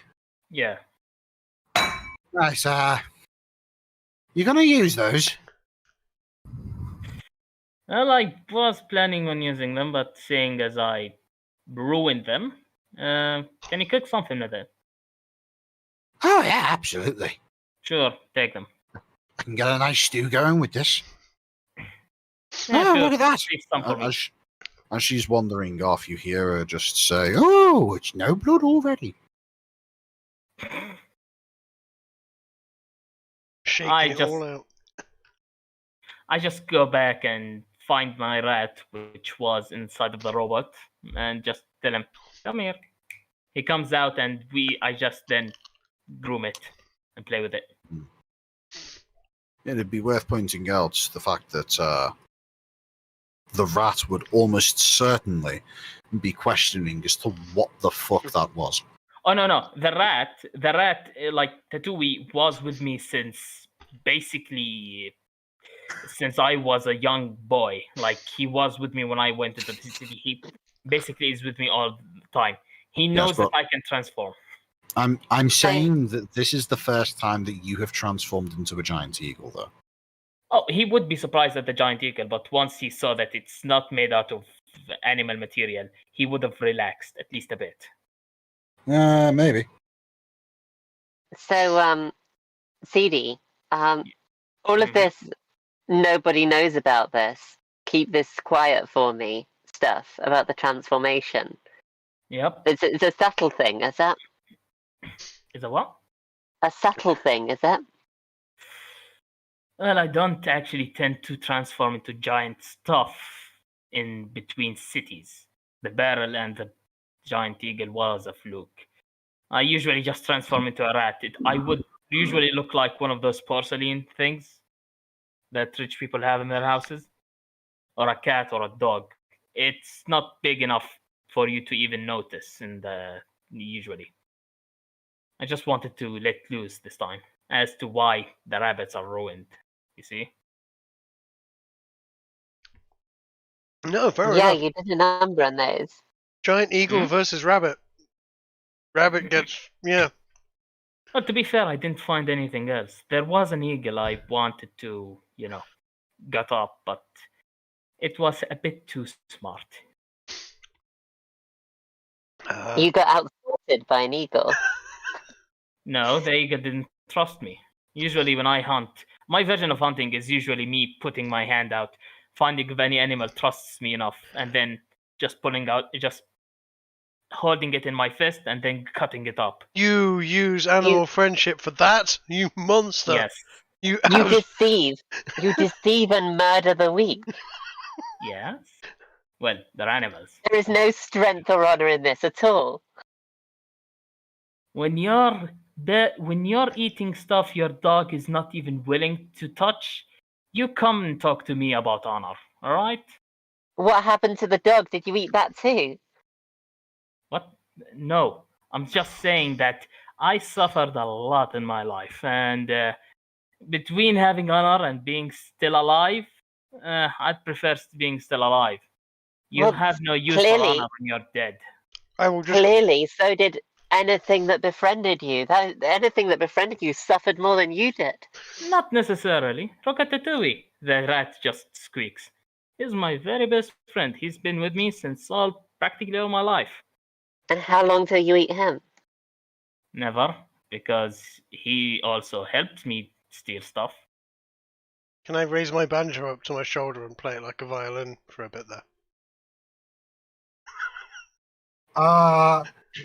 Sure, but make me a performance check with disadvantage, since this is very much not how a banjo is supposed to be played. It is Yeah. indeed not how a banjo is supposed to be played. Let's have a. How do I do this? A performance check with disadvantage. Oh god damn it! You're having problems, are you? No, I'm just being a spaz.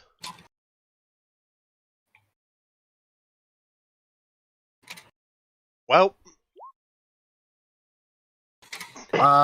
You see as Groose begins playing on his banjo using a makeshift bow in the form of a hastily stolen cook's ladle. And honestly, it sounds awful, but that's actually impressive given the fact that it produced anything even remotely resembling music in the first place. mm-hmm. I So- shall grant you, Seedy, one chance at redemption. You can swear off of this, and you can Don't care. take a life of honor. But if you do this one more time, I will take your head from your shoulders. What? For hunting? For hunting with this method. What do you mean for hunting with this method? You're gonna be thankful when you have nothing to eat. You know that. One time I was on a ship, and If you there was deceive some. through friendship one more time, your head will be clean from your shoulders.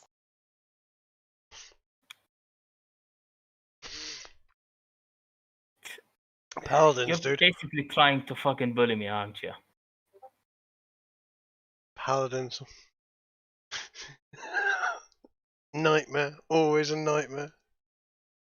Well, I'm just not hunting for you.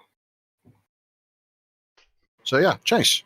Given the events of you hunting for the rabbits, I've given your giant eagle form a new attack, a plunging strike. It's the same chance to hit as with your other attacks, and in order to use it, you must descend 80 feet in using your entire movement for that turn. However, should you land the attack in the process, you will deal a total of 1d12 piercing damage plus 1d12 bludgeoning damage, plus the obligatory 3 slashing damage. So to give you an idea as to what that would be like, let's just quickly roll this for you.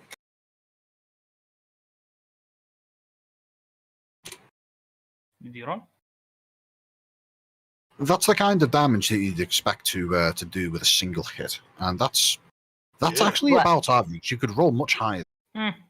Well, we can work it out later on. Let's focus on the game. Yes.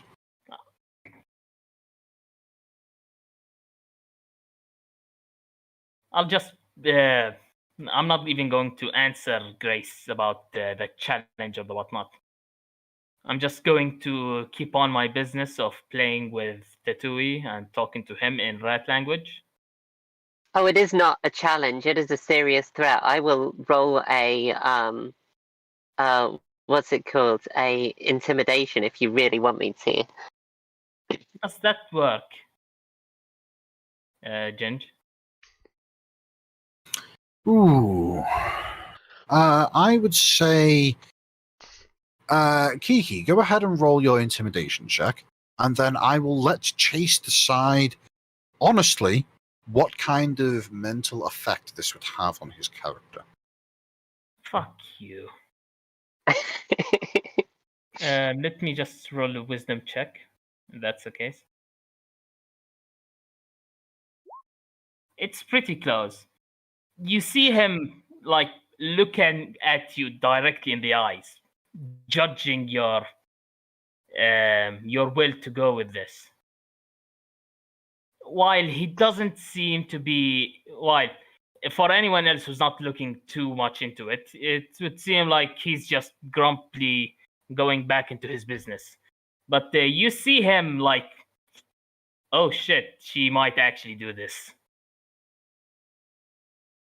Oh, there is no. You see his eyes skimp out a little. You could feel his heart skip, like his heart beating a bit faster and freer. But Yeah, other there than is no that- lack of conviction.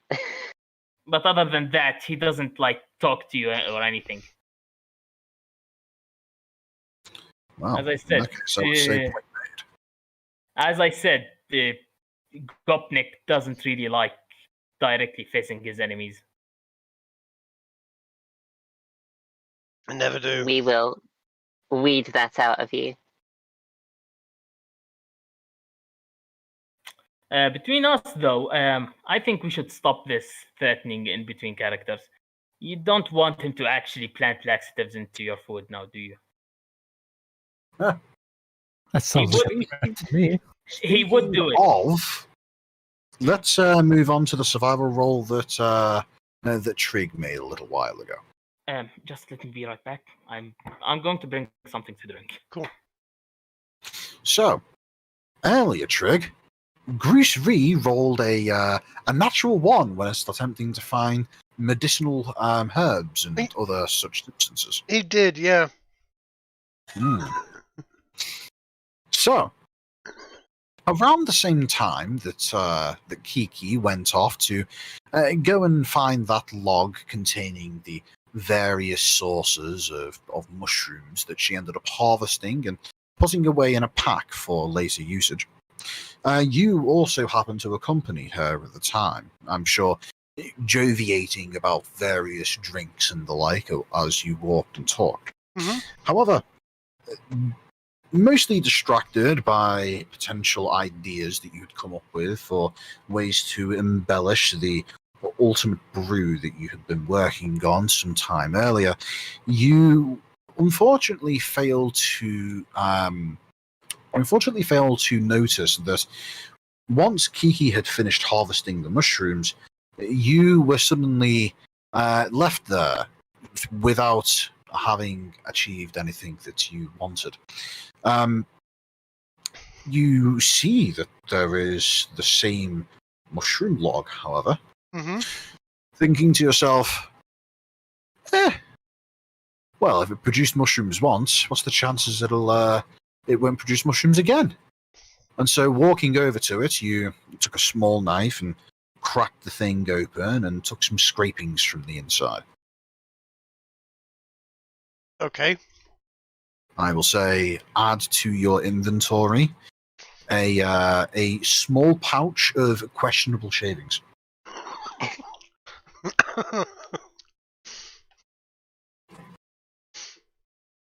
Questionable shavings is a fantastic way of putting it. And we'll say that you should probably bear in mind that you have this pouch, because I will come up with some very entertaining use cases for it later. I have a small ouch of questionable shavings. I need to. There we go. Have a P in that. Yep, there we go. Did you just add to your inventory a small ouch of questionable shavings? I did. The P key is not working very well on my keyboard for some reason. Is it still broken? Yep. Christ, Trick. It's a good job your character's name doesn't contain the letter P. You know You what? should stop googling penis, man. It's not healthy for you. Well, it gets me nowhere these days. I just get anus. But it has been stretching my thesaurus capabilities recently. Sort of find words that don't contain the letter P that get you to the conversational end that you set out to.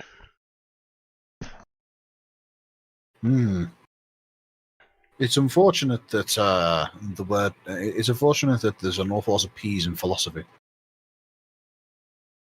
Yes, but not a lot in thinky stuff.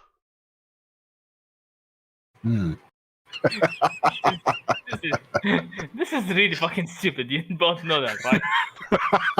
Like, legendarily stupid. Can we stop this and focus on the game? Okay, I'm the DM. It's up to me how ridiculous this game gets. Fair No, enough. I kind of agree. This whole thing's getting way too hillotical. You stop it. Everyone stop it. Jesus. Nice use of the word. Let's go back to words that Chase is actually able to understand. Oh. I'm not By the gonna way, fight that. I decided that the 2d12 plus 3 doesn't actually hit hard enough, considering it requires you to first plunge 80 feet and use your entire movement. So I upped it slightly. Now your plunging attack deals 2d12 piercing plus 2d12 bludgeoning. So it's 4d12 plus. Yes. Not plus 3, just the dice. Oh, just the dice. Then remove 3 So- points. And holy shit, I can kill someone with that. Yeah, if you were to use this plunging attack on, like, somebody of an equivalent power to you, then yeah, you could potentially one-shot them. Which is what you'd expect from a giant eagle's worth of masonry plunging down and hitting you. Just for this game's sake, I do also have the normal eagle size one, right? Well, considering that you tried to and failed to call down an eagle to you, I would say the chances of you having seen an eagle are pretty high. Yeah. Okay. So I'm just going to add a normal eagle size. It's basically the same size except, normal.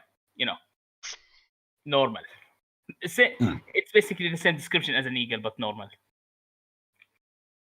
Yeah. Although you don't have the plunging attack as a normal-sized eagle. No, I expect not.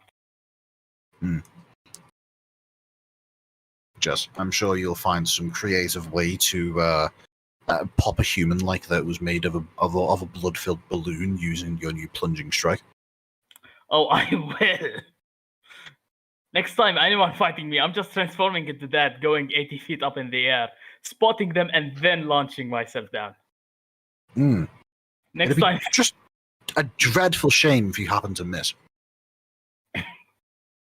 Yeah, it would be a dreadful shame. But I think the crater that I make in my wake would cover for that, wouldn't it?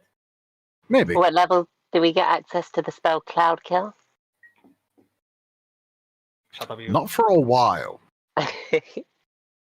thankfully. Thankfully.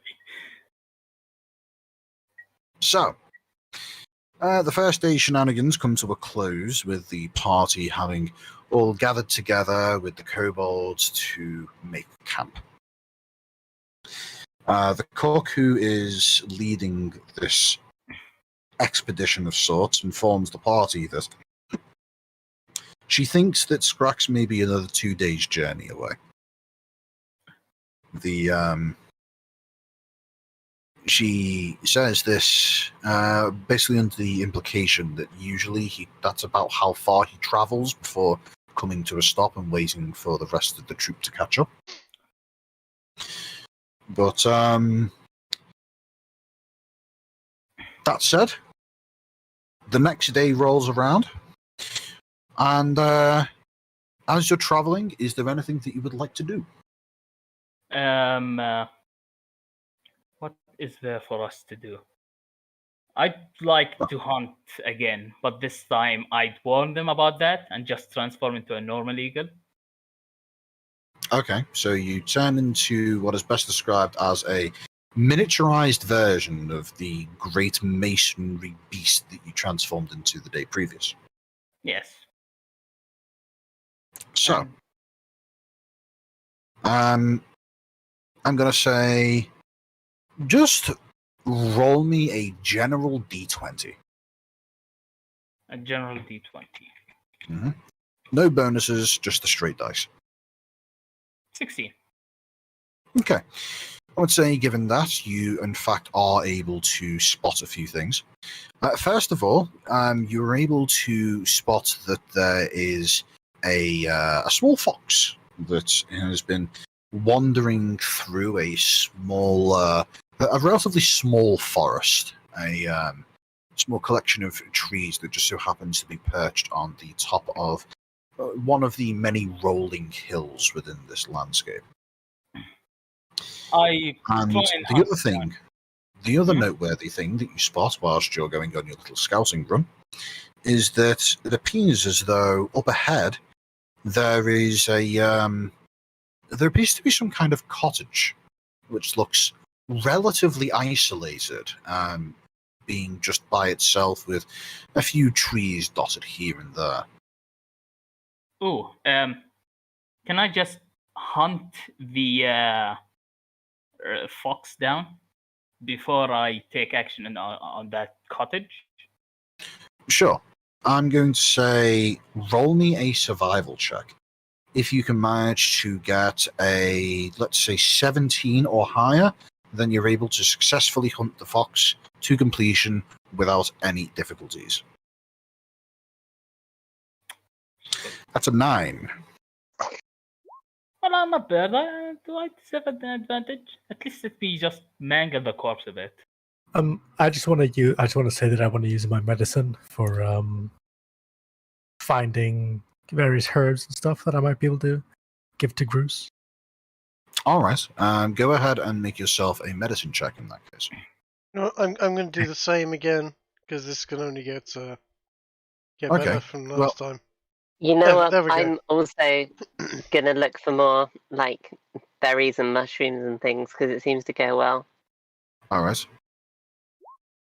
Fortunately, Kiki isn't able to find much. Bruce is able to find he's able to find what is best described as a small shrubbery which has growing across its surface a variety of surprisingly colourful berries. Go ahead and make for me a nature check, Bruce. A nature check. Hmm. Nature.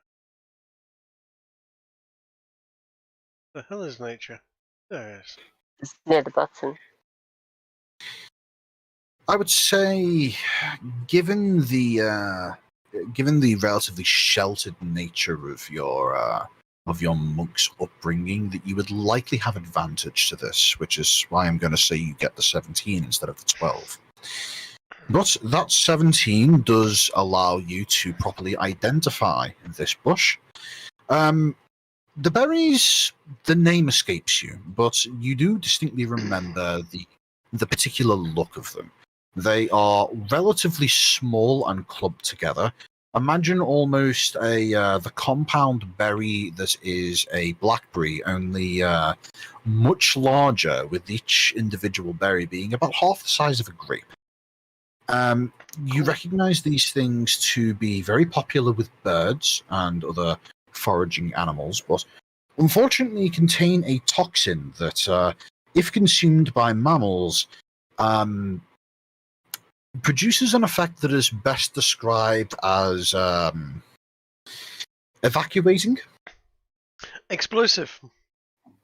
But not Quite. Okay. Okay, awesome. So they can be eaten if you are on the verge of starvation, but Sounds like it would kill you. yes, Hmm. on under normal circumstances, probably not for the best. wait, Jen. So you basically gave him diarrhea berries, and Yes. and you expect him to not play with it and use it to So I've got severely harm someone. a small pouch, a large pouch of laxative berries. Yes, go ahead and just add to your. Just go ahead and add to your inventory a bag of berries, a bag of laxative berries. Might also be worth adding a note somewhere that these berries are unlikely to keep for more than a few days. Right. Good point. But yes, Gunnar, your medicine check allows you to locate a small patch of undergrowth that is in the same forest, a small forested region that Chase ends up wandering around. And as you make your way there, you find in this small patch of undergrowth a rather lush and well-growing plant of mint. Well, Take that's it. something at least. I can give it to the kobold later. Yes, the Mint does have some medicinal properties, mostly in the form of being a mild painkiller, but for the most part, it's mostly just useful for making some nice-smelling teas. Well, yeah, Also, I have healing spells, so I can give it to the kobold to to add some garnish or something to food. Yes, Kiki? if you chew mint, it gives you nice smelling breath. Indeed, it does. But yes, regarding your fox hunting, the 9 on your survival check, I would say that is enough for you to be able to not catch the fox straight away, but you are able to at first unintentionally scare it off, but end up being able to track it back to its hollow. So you Ooh. found where it lives. Can I kill it now? When you arrive at the hollow, I'm going to say that I'm going to give this one for free. You get the impression that being a regular-sized eagle and crawling through a fox's burrow is probably not going to be good for your life expectancy. Oh no, I didn't literally mean going through the hollow and trying to kill it. I mean, I meant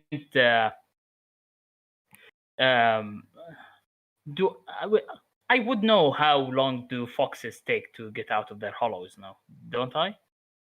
Yes, you do, and generally speaking, that is for it takes about as however long it takes for the nearby danger to pass for them to come out. Yes. Also, foxes usually have several different exits to their hollows. All right. Yeah. Okay, fair enough. I understand. Don't worry. I just make a note that there might be foxes might come back to this area and just piss off towards the cottage. Well, what I will say is, before you piss off to the cottage, if you can come up with a creative means by which to capture the fox now that it's retreated to its burrow, well, we'll see how effective it is. So, be creative.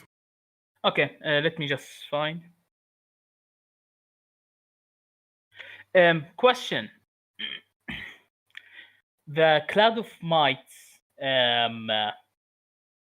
take up a full square, right? That's a 5-foot square, yes. Yes, a 5-foot square. So, theoretically speaking, could I fill up the hollow with infestation? Let me just read the exact description. Let me just cast it. Thank you. Cause a cloud of Wait. might.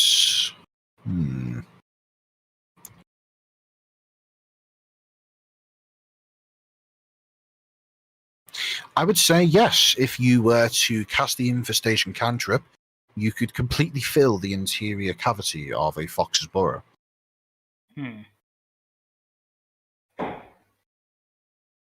Dear fucking lord, we're out here Yes. committing war crimes against the foxes. So I do that. I just go down, transform into a human. Remember that she doesn't want me to animal friendship, and I'd rather not get into that now. So I just commit war crimes instead of using the more eco-friendly way. Excellent. All right then. Well, I'm going to go ahead and do some rolling on my end now.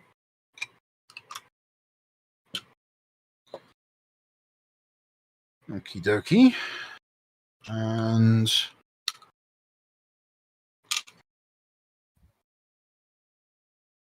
all right, you cast the spell, and whilst the cloud of might suddenly apparates within the interior of this fox's burrow, you suddenly hear the very distinctive sounds of panic, rustling, and overall just terrible noise coming from inside. Sounds of distress, basically.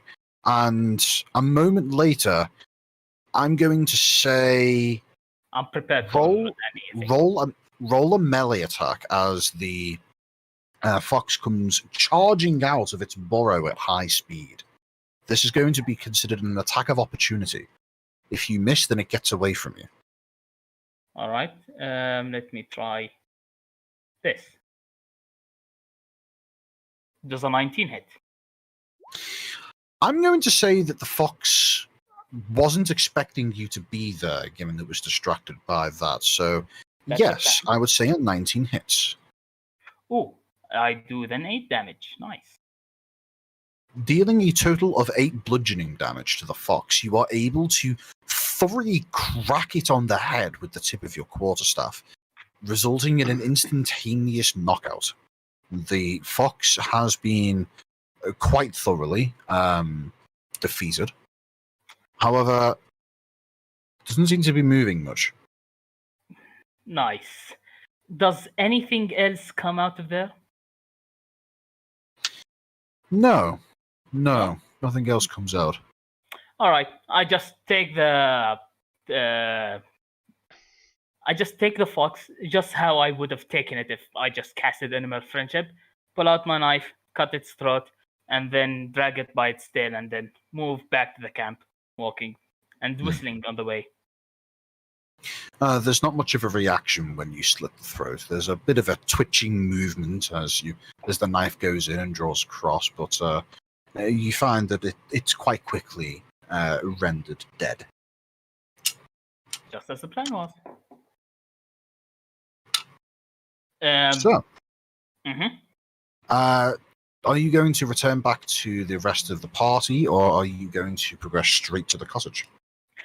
Ah, yes, I remember the cottage. Is it far from the burrow, or can I make it? It's a bit of a distance, and to be honest, given the relatively sparse nature of the landscape you're walking through, I would say that if you do decide to go straight there, then the rest of the party would likely spot you making their way there too. Meaning, if anybody else in the party wants to make your way towards the cottage alongside Chase, you can, albeit with a few minutes delay.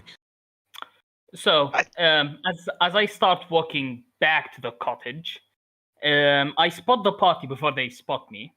Just give me that one. I call Tatooine, and he just comes to barreling towards me. When they spot me, because Tatooine just came barreling out, I just tell them, I noticed a cottage over there. If you want, come with me. I want to see what's in there. Yep, sounds like a good idea. Cottage, always worth exploring.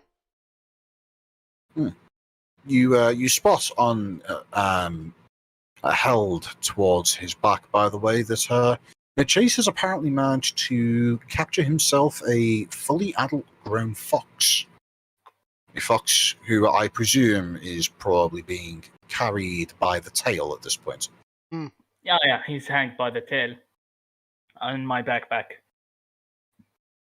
A new stuff, I see. Honestly hunted and with no tricks, I presume. Define tricks. Oh no. Just say no. Paladins are really, really funny about this shit. No, it was honestly hunted. I became an eagle and all, and hunted it like an eagle would. Fantastic. Hmm? Make sure to share some of the meat later. You want fox meat? I mean, if this little guy's cooking it, and I'll point down to the chef. Well, the cook is still back at the camp at this point, and you'd lot have walked away from there. But you can definitely still point back towards her, who is some distance away at this point. I just tell him, sure. They taste like meat, just a bit leaner. They don't have any fat, really. Well, if you want to leave the fox, you'll have to call over to one of the kobolds to come and grab it from you, or go back to the camp and leave it there. Oh, while we're actually, I just keep the fox on me as we're walking. The fox is dangling from my backpack, hanged by its tail. It would still be dripping blood, by the way. Yes, I know. You're just carting around a bleeding corpse. Nice. Yes, I know. Yes. Based. It's being actively drained as you guys are walking and talking. You could just hold it by its tail and spin. That would do the trick too. Foxes are cute. I am not going to play with it that much, okay? I am walking with it like that to drain it. Yes, This is awful. This is the worst experience I've ever had DMing. I hate you, Chase. Isn't Chase just the best druid? Just picturing this little Slavic shit walking along with this adorable little fluffy fox, just slaughtered with its neck slits, like pouring with blood. Are you talking about Christ. Chase or his character? My character, yes. Look, have you been to a Oh, butcher man. before? Have you been? I've been to a butcher before, all right? Like I that- have, but I've Was- never seen. I've never seen a fluffy little cutie little fox in a butcher's shop. Okay, no, you haven't been to a Muslim butcher shop. We don't Eat do foxes. the. Shut up. We don't do the. What's the hit on the head? Like, to knock it unconscious and make sure it doesn't feel anything. No, Uh-huh. the bloody thing feels everything. Uh-huh. It's and then basically we force it on the ground. We slit its throat on top of a hole, and we Yes, watch you know the how poor long bloody slaughter animal too. continuously struggle and try and stand and walk up and run away as it's bleeding out. But here's the thing about foxes: is they don't have a whole lot of meat on them. Yeah, but they have a small bit amount, and I have hunted an adult fox. So Look at these adorable little things. Look at these Yes. gifts that I've posted as a Yesrallaw Odyssey. and now they You will, slaughtered one of these and now they will- brutally. Yes, but I did commit a war crime, and I did do everything like that. But if someone, I'm not naming names, if someone allowed me to just use animal friendship and make sure its death is quick and painless, I wouldn't have blasted at the infestation and committed the equivalent of war crimes on it. All I'm saying is my method of hunting is really humane. They feel joy at their last moments of death, alright? I'm just saying, you didn't need to kill the fox to begin with. I think that's the problem we have right now. I'm hunting. That's kind of a point of hunting. To kill the thing you're trying to hunt. We have Evil. rations. What did you buy the Evil. rations for if not to use them? I'm not going to be a vegan druid, alright? All right, so You don't Chase's have- alignment changes to chaotic evil. Good to know. I'm already in chaotic neutral. It's a lot easier to create preserved and dried meats than it is to create preserved and dried vegetables. Yes. I'm pretty sure. This is the fox coming the center. I did not have them as fuch. Can you show can you show this on stream? The fox, how it would have been if I hadn't butchered it. Hold on. Hang on, Where? Hold on, I'll it's stream shotting it for Chase you. it's Chase who killed the random dragonborn in the alleyway, isn't it? It was him all along. I knew it. Chase, What did I do so now? Chase is just our murder hobo for the party. I didn't murder the dragonborn. I just murdered random cute animals. That's a lot of difference. Yeah, technically the Dragonborn wasn't actually attacked by anybody. The Dragonborn just slipped in a puddle and banged its head on a piece of masonry. What do you mean it wasn't killed by anybody? It was killed by Well, stabbed okay. in the neck. Theo was the one who finished the job that the puddle started. Yes, and I just looted a crossbow. He murdered him. I have not. I am clean Look at that. of all. That fox there that you see on stream right now, that fox had a family. He had a And future. wait. I asked if he had a family in that burrow. Why didn't they come out? You asked if there was anything else in there. You asked if Unfortunately, there's any He movement. wants to- unfortunately, the baby fox pups couldn't survive the cantrip that dealt 1d6 damage. Oh my god, he murdered its so you children too, and then left them to rot. So you mean if I go back and then crawl in there as a porcelain rat, I would find more? Yes, you horrible monster! How does baby fox taste like? I have never had it. Assuming you could That's so somehow get horrible. fox burrow. Those things are pretty tight, you know. This is our druid, our friendly druid, our nature man. I am. If you have seen my animal form, you know that I am very far away from being a nature man. Look at the thing that you killed. Even Coco agrees. You're a horrible monster.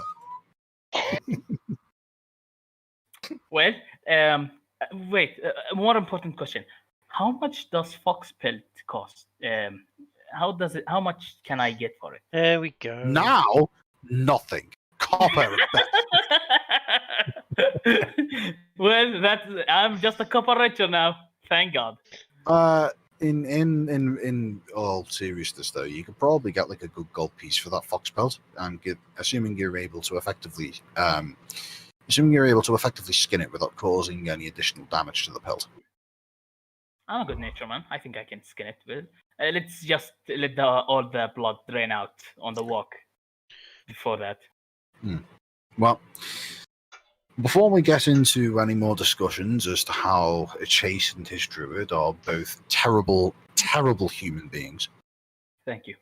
we get onto the events of the cottage. As Raja, don't tempt me. Don't fucking tempt him, Raja. I want to live. What the fuck is Capo? Capo joins the channel. What's up, baby? We're having a D&D game in here. If you could remain muted, that would appreciate it. Hey, dude. Oh, you're in a D&D game. Absolutely. Yeah, I'll man. leave you alone. Thank you. Goodbye. Alrighty. So, as you make your way over to the cottage, Could one of you ping Carpo and link him to the ongoing session? The recording, I should say. He's already dropped out of the chat. So, yeah. Yeah, I know, but well, fair enough. So, when you arrive at the cottage, you see that it appears as though it may have been abandoned some time ago. It looks as though there is still at least mostly functioning roof. There are no noteworthy holes in the walls, and there also appears to be some still serviceable furniture on the inside. You even see what appears to be a functioning hearth. Ooh, I think I can cook something in there. I just say idly to myself and continue walking around, seeing if I spot anything of interest. All right, well, anybody who is curious about this place and wishes to investigate further, well, Yes. roll me an investigation check. Oh no. All right. Yeah, let's I can do that. I'm gonna roll my incredibly powerful investigation skills now. Ooh, 18. 22. All right. So as you are all making your way around the cottage, I'll go through each of you in ascending order. So starting with Kiki, you managed to, during your cursory scout of the area, find that whilst there doesn't appear to be much in the way of usable food in the area, you do manage to find some empty jars and the likes. One of them, after a quick sniff, smells like it may have once contained honey, although there are little more than traces left of it now. But the most noteworthy thing that you happen to find as you are looking around is a perfectly serviceable wood felling axe. Oh. Apparently not only kept in good condition, but having a partially opened tin of some kind of wood keeping oil or wax that you could potentially use to service your own equipment. Now, as someone who regularly services their, I'm not going to finish that sentence because I don't want it to be a soundbite. God damn it. I Jumble that so fucking hard. Can I tell how long it's been since this was last used? The axe or the wax? Both. The axe, if you had to make a guess, it probably hasn't been used in some time. There appears to be just a slight amount of rust on the blade. But for the most part, given the fact that it's being kept in what is evidently a continually sheltered and dry environment, maybe a few years have passed since this was last used to fell a tree. This place seems abandoned. The wax, on the other hand, if you had to make a guess, probably about as long. It's quite hard, I should say. Wax is. This place seems abandoned, guys. Whoever was here last seems to have gone a few years ago. Few years? Yeah, and it doesn't seem like we were the only ones to profit off of this. Well, fair enough. I'd say we find it. Yeah, Bruce, you're able to, as you're wandering around, you unfortunately don't really find much of anything that catches your attention in the downstairs area. But you do happen to find a small trapdoor, which seemingly leads to some underground section, which we shall cover in a moment. Chase, what kind of things are you looking for specifically? on the one hand, anything that allows me to like 3D animals, cooking equipment, and whatnot. On the other, anything that is valuable. Right, okay. I would say then, in that case, you basically make a beeline straight towards the cottage's equivalent to a bedroom, and looking in all of the usual spots, you fail to find much in the way of valuables, but you do spot what appears to be a rather simple-looking key. Large, robustly made of black iron. It's just simply hidden away in a bedside drawer. Does this place have an attic or not? A basement? Yes, that's about. Well, yes. And Gunnar, in your explorations of the area, you're the one who finds truly the most interesting item of all. You find growing surprisingly within the burnt out ashes of the fireplace a small white flower. You know this to be especially odd, given that, well, this is sheltered from the outside world. How could it have gotten sunlight? And yet, here you still see a small, almost looking like a lily, just simply growing there. Assuming you're there, Marsh. Are you AFK? Sorry, yeah, I was here. Yeah. Okay. Jess, if you want, you what do you do with the lily, or do you just leave it there? Does he notify us about it? Is there anything special about this lily? Well, at first glance, you're not sure, but the most noteworthy aspect about it is that this is clearly a flower growing in a location where there should not be a flower growing at all. It seems to be growing directly out of the ashes of whatever was last burned in the fireplace. And, well, it's a fireplace. There is no sunlight here.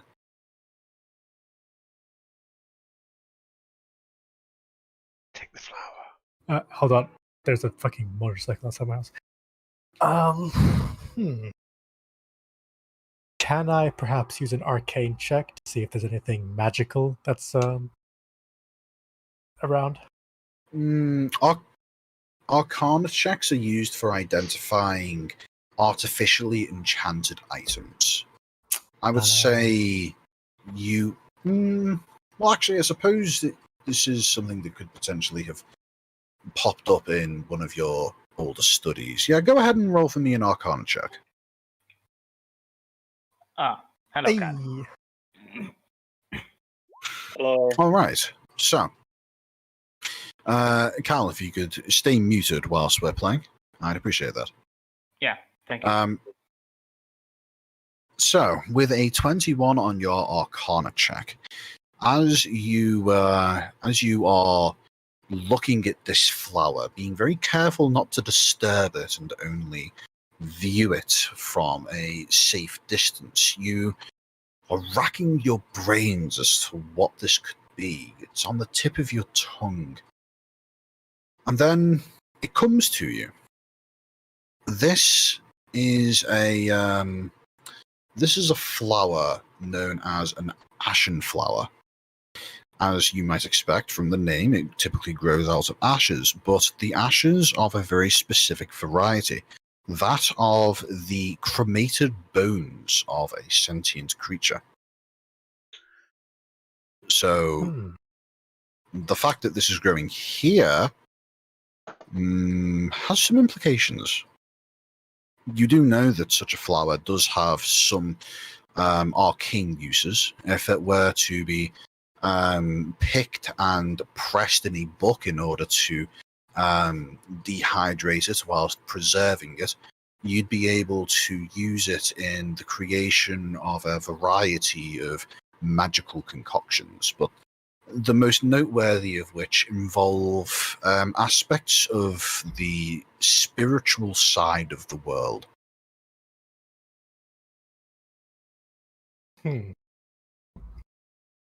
Well, if that's the case, I would like to take this flower. And All right. restore it. Well, in that case, you go ahead and add the flower to your inventory. Yep. And note it down as a pressed ashen flower. Right. No, I called him ashen lily before, didn't I? Yeah. Does ashen Yes, go ahead and flower add have that to me. ashen fruit? Ashen lily. I feel like you're making a pun. Are you making a pun? Yes, Trig? I was making a pun at the fact that you got passion fruit. All right. Take yeah, away his terrible. inspiration. Tempting. Very tempting. Do not take away my inspiration. What were we saying? What were we doing? I was about to cover the details of the trapdoor that you found. Yes, yes, I'm going to go, ooh, a trapdoor. If anyone's got any sort of keys or anything, this might be a good time to come over and help me with this trapdoor. Okay, but before that, I just wanted to put one detail that I might have not gone over. The fox, I'm not dragging it around me in the house. I've hanged it on top of the hearth so that whatever blood goes down goes into the hearth. Oh, yes, that makes a whole lot of difference, I'm sure. Into It's- the what? Sounds a bit like a half-assed measure to me. Okay, take away his inspiration again. Yeah, go ahead and remove your inspiration there. Oh, what? You can't turn this to a man. He Look, made a pun. I appreciate good puns, but such low-hanging fruit.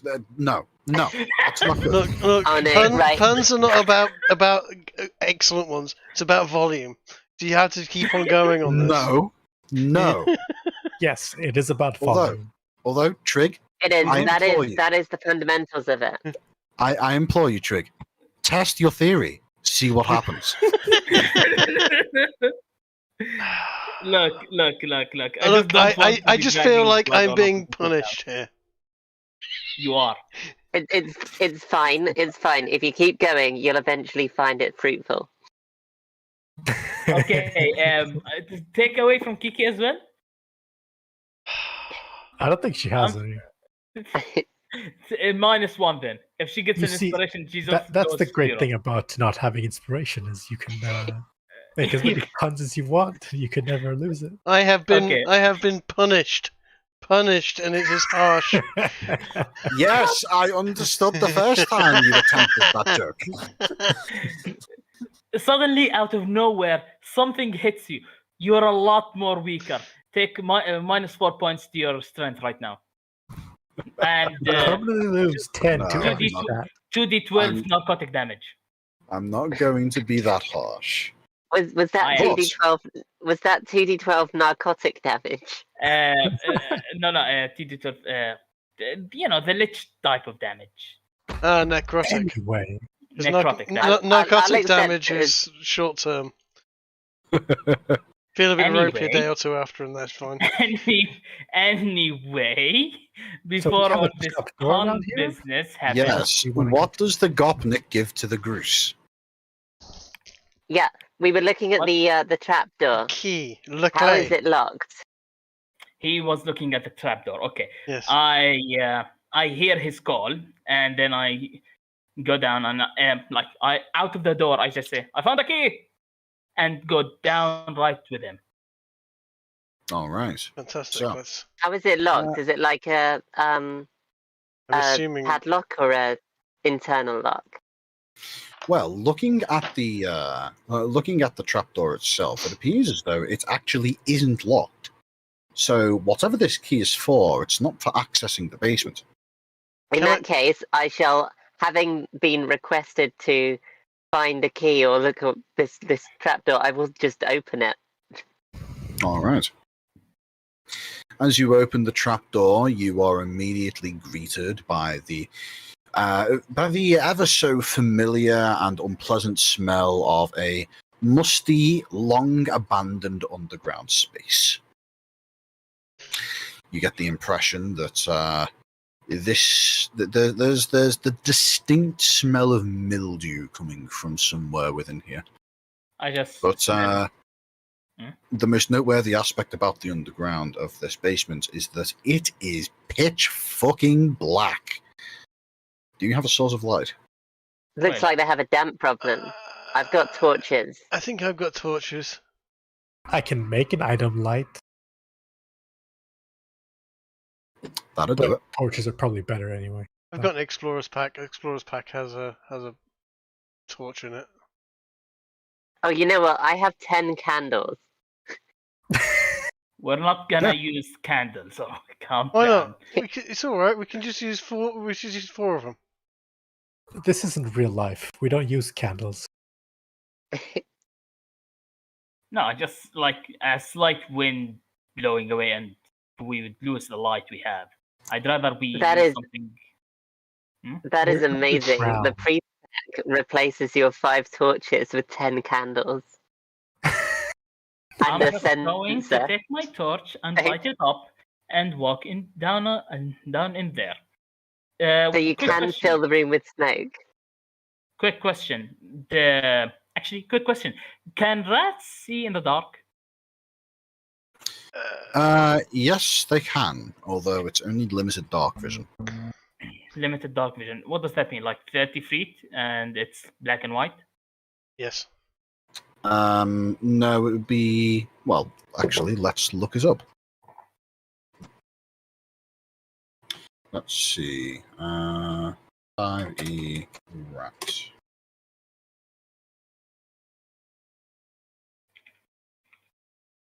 Yep, dark vision to 30 feet. Let's go with that. So, how do you proceed? Given the fact that I presume whoever is the first. Okay, so first of all, tell me, who was the first person to walk down into the basement? I just take a whiff of it, like pretend whiff, and I just say, smells better than the sewers, and go down with a two-wheel right on top of my head, acting like a sentry. All right. And does anybody suppose I else can do- follow him down? I'll follow. I can go down with. Yeah, Yeah. I'll go down with him with my robot. Can your robot produce I'll, light or not? I'm going to say the robot doesn't fit. Oh, Oh. okay. Far too broad shoulders. Well, in fact, I'm even going to say that the robot doesn't fit inside the bloody cottage. It's Yeah, I it's will, on that side. I'll take the. The robot is sad. I'll stay at the back and keep a lookout for anything possibly following us. If you want to light your candles, now is the good time. I would say, No, by I the way, will- at this point, that it is starting to get a little bit dark. There has been an entire day's worth of journey, and at this point, the kobolds back at the campsite would be working on setting up a place to stay for the night. Wait, are they not with us right now? No, you've left them back to sort out the camp whilst you four have gone to explore the cottage. Although you have left Theo back with the kobolds. Given his elven nature, I suppose I should probably toss a coin as to whether he goes stabbing them all. Then he would have committed more war You crimes know than what? me. I was about to say, I'm not sure whether it's worse that he's an elf or that Seedy is Seedy. Hey, I resent that. You don't resent that, you resemble it. Ugh. Anyway, as I am going down, does Yes. does As the three members of the party, that being Gunnar, Seedy, and Groose, all make their way down into the basement, you look around using the limited sources of light that you brought with you, and you see that the basement, whilst not terribly large. Is about what you'd expect for a small enclosed space and dug out underneath this cottage. You see that there is several barrels containing apparently not much upon knocking on them and hearing the hollow ring of an empty wooden container. And as you look around, there are a few noteworthy aspects. First of all, in the approximate center of the room, there is a large wooden stake of some sort. You'd presume some form of tree that had been relocated in order to support the floor of the cottage above. But what is most noteworthy about this basement is the fact that off in the corner there appears to be a large iron-banded chest. Can I have Tatui do a perception check using his smell? Because he has keen smell. Sure, go ahead and roll for your rat. All right. His, In the meantime, is there anything else that either the monk or the artificer do?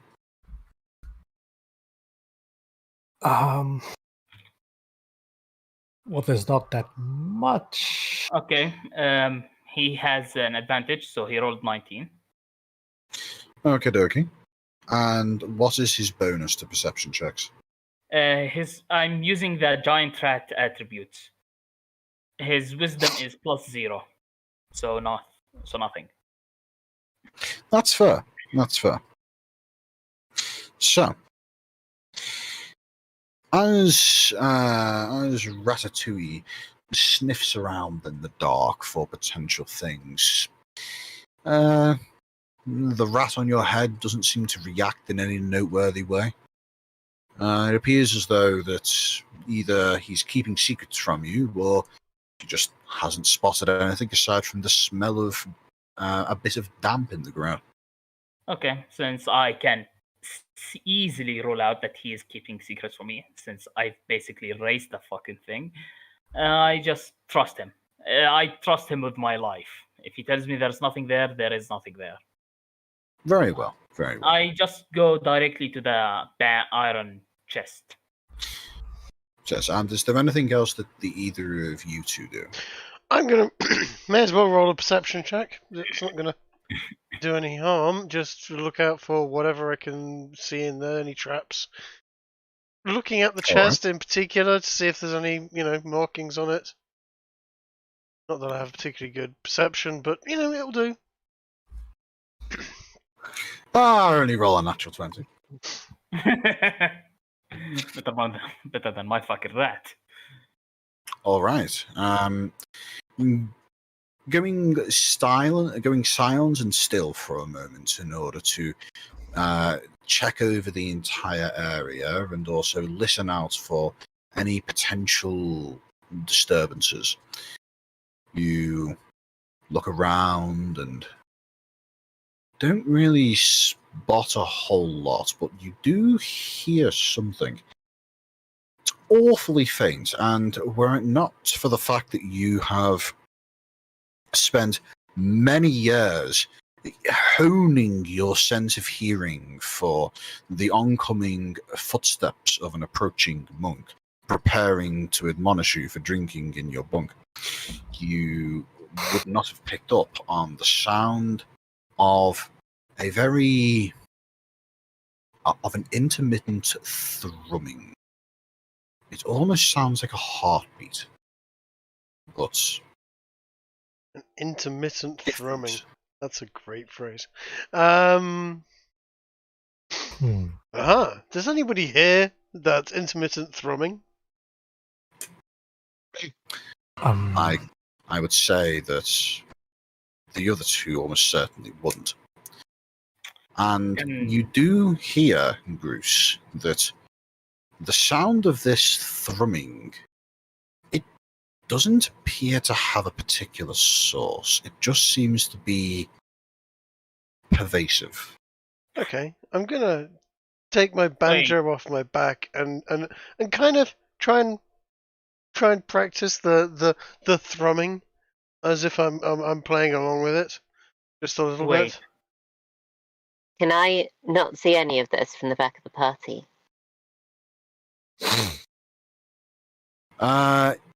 You decided not to go down into the basement, right, Kiki?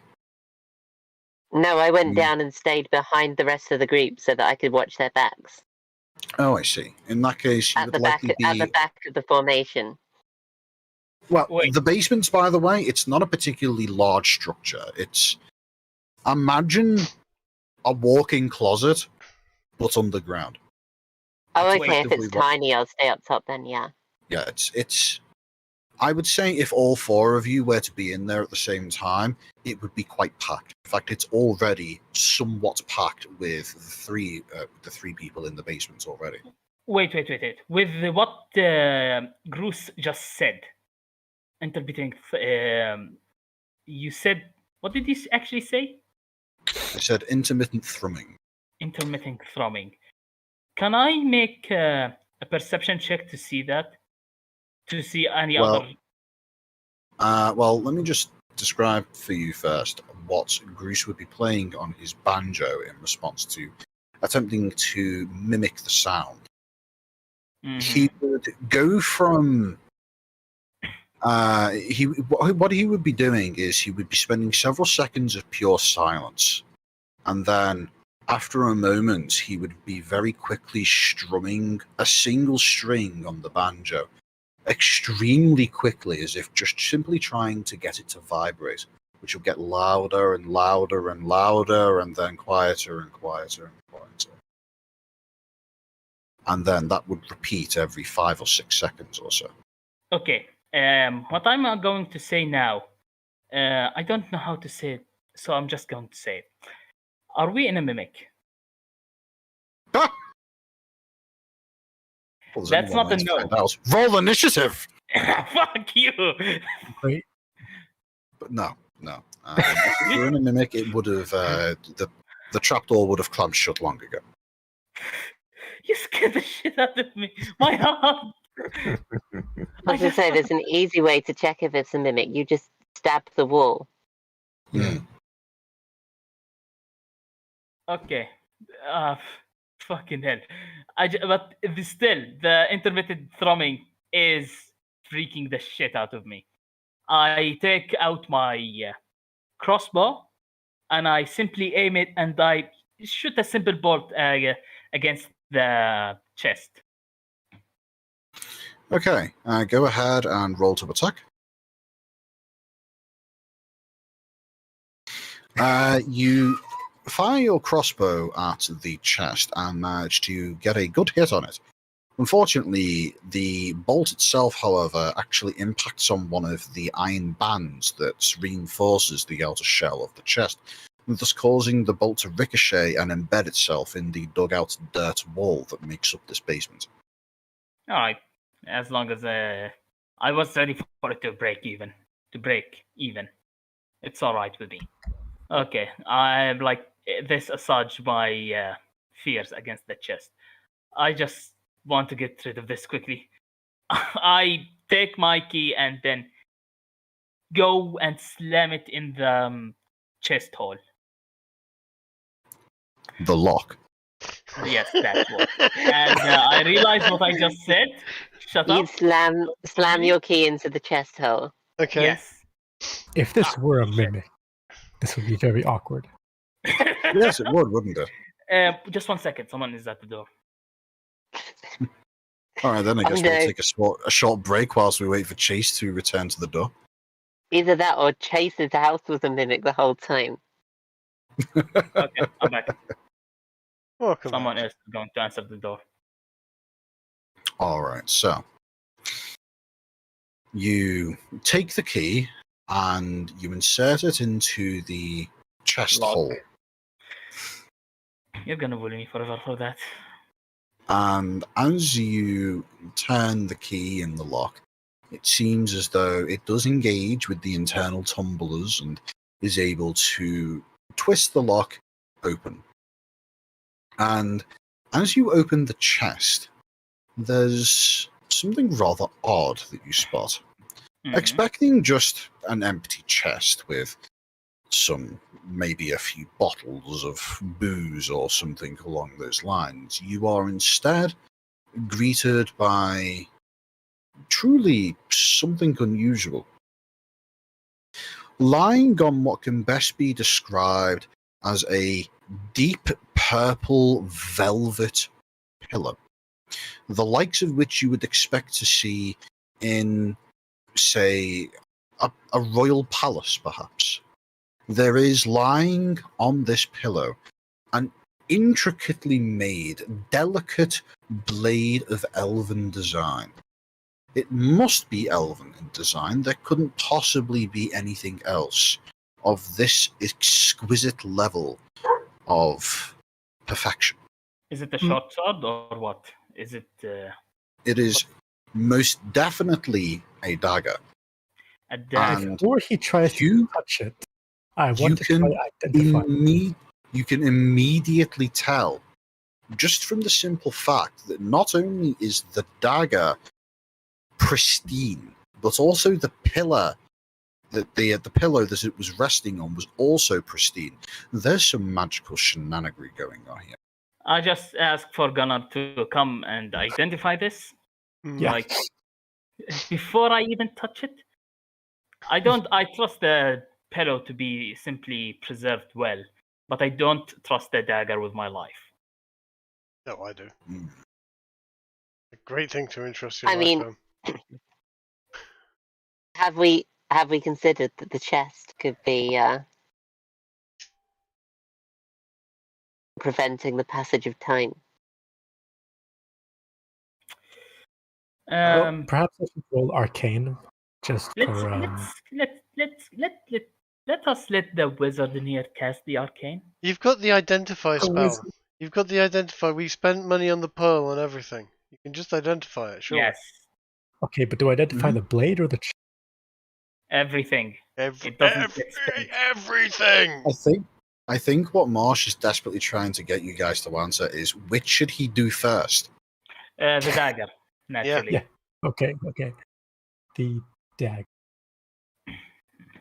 Okay. Tell me, do you have the ability to ritual cast, or do you have to use one of your spell slots for this? I do believe I can ritual well, but let me see if I can find. Okay, well, whilst 'Cause you I look think- into this, Because I think I have a few spells that require ritual. But yeah. this dagger is, well, the information that is revealed upon to you, Marsh. The dagger is most definitely of elven design, and it does in fact have some magical properties.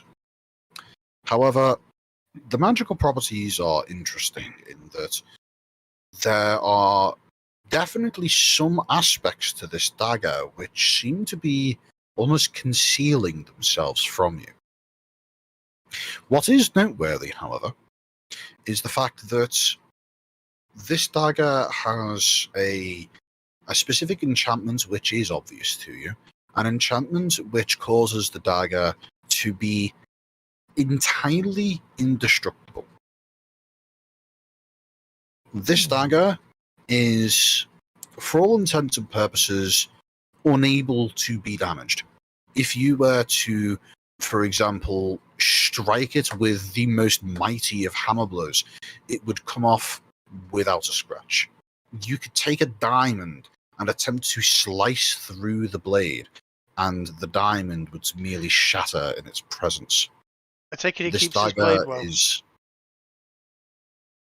this dagger is well, it has been magically reinforced to an extent that many other magical items are often reinforced, by the way.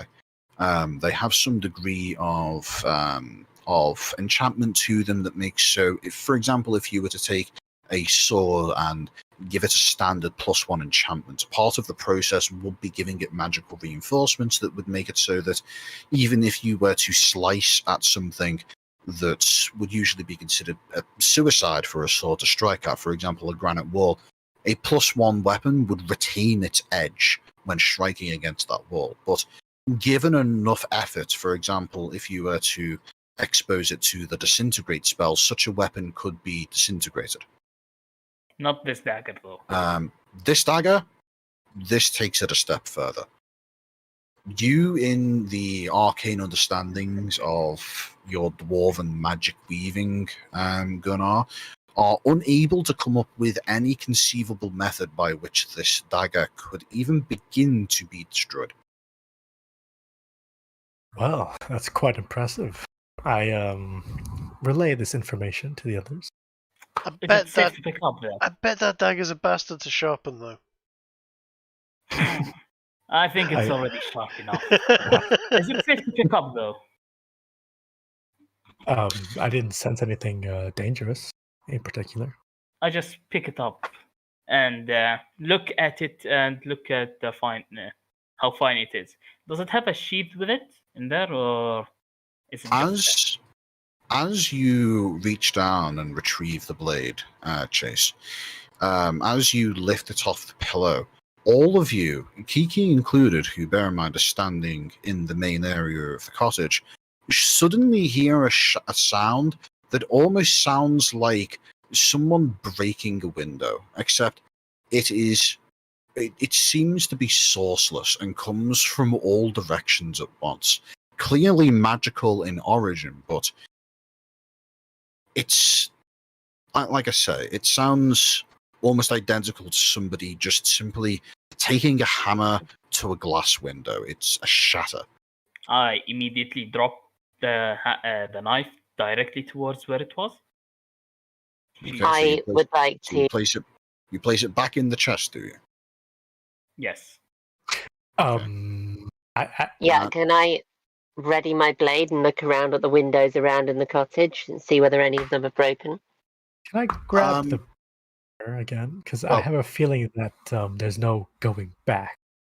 With this As you look around at the various windows, Kiki, you see that the only windows that are broken were already broken. Bruce, at this point, once your hearing recovers from the loud shattering sound, you come to realize that the thrumming noise that you had been able to hear earlier has now completely vanished and is deadly silent. Okay. I think I fucked up. Uh-huh. Like, really fucked up. So I want to kind of just grab the knife and just run out of here. Get the fuck out of here. Yeah, I grabbed the Alright. pillow. Was there nothing else in there other than the knife then? And the knife And that it I was on? grabbed the pillow. There was the knife and there was the pillow. Aside from that, there's nothing else inside the. There's nothing else that is this obviously out of place. Okay. I grabbed the pillow after Gunnar grabs the blade. All right. Grabbing the pillow, you notice that it is absurdly soft and plush. Like, this is ridiculous. You didn't think it would be possible for something to be this perfect, this perfect as a pillow. I'm amazed by that, but the color reminds me of some families of the orcs and how gaudy and rich they act. So Oh yeah, this would absolutely fall within those lines. yes, so I'm surprised by that, but I still I'm not comfortable with it. No, Raja. The pillow is approximately 30 feet long and 30 centimeters 30 centimeters long and about aka about a foot long. I fucked up though. And is roughly rectangular in shape, with it being about 20 centimeters deep as well. I just grab the pillow and start running. So as well? it's a throw cushion. Yes, it's a throw cushion. Okay. In fact, imagine you see that GIF that somebody posted of that guy hugging the pillow. Oh yeah. That's my pillow. Cut that in half lengthways. One of those is the size of the pillow that Chase just grabbed. Okay. Are you suggesting we cut a seal in half lengthways? Oh no, it's the other one. Okay, that's fine. Yes, it's Yeah. the one above it. God damn it, calm down. That is would a be very, kind of very just- round seal. The best part about that seal plushie is that it is the smug seal plushie. All right. So, we start running out. Mm-hmm.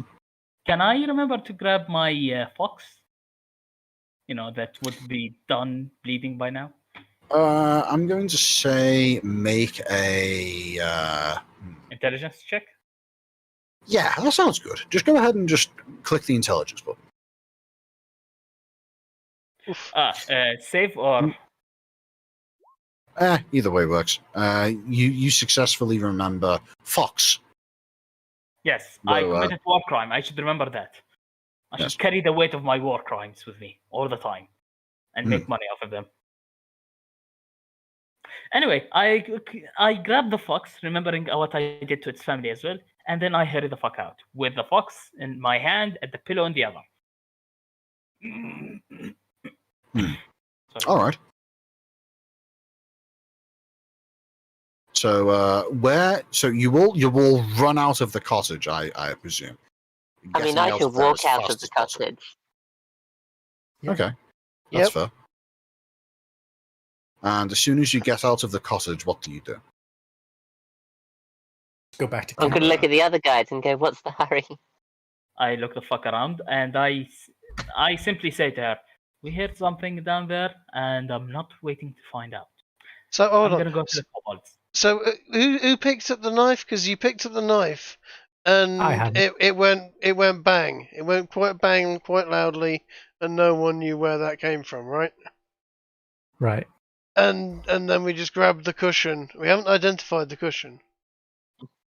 And Let's identify the cushion. yeah, Let's identify the cushion. Okay. I guess I can do And ritual spells, by the I way. suggest we identify the chest as well. Well, we're out of the house now, so no. I mean, we can go back into the house. everyone don't- It's the everyone cushion ran out magic. of the basement because it was scary. Okay, Yes. loud bang, Upon- scary, ran.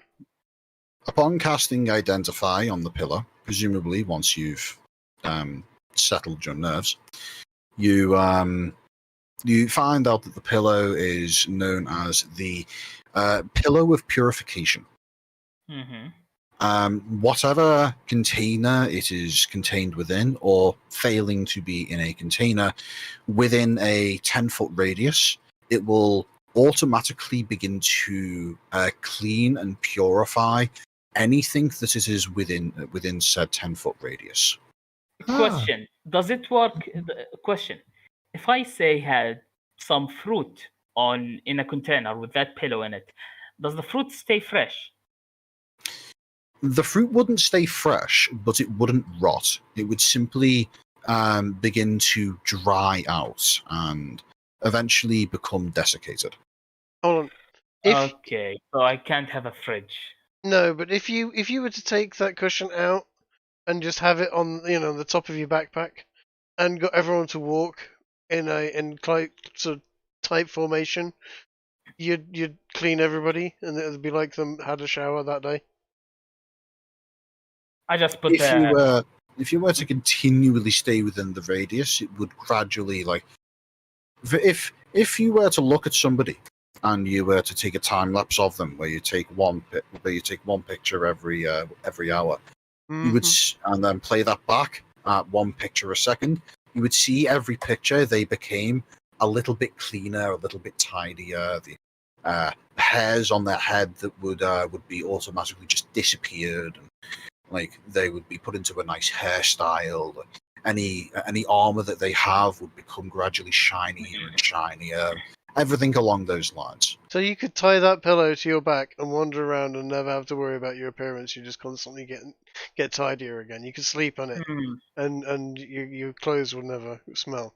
Immediately knowing what the pillow does, Tatooine just walks and sleeps, and like he sits on it, and Well, you hold on. notice I that haven't his told you what fur, it is. you notice that his fur is getting even shinier than it was before.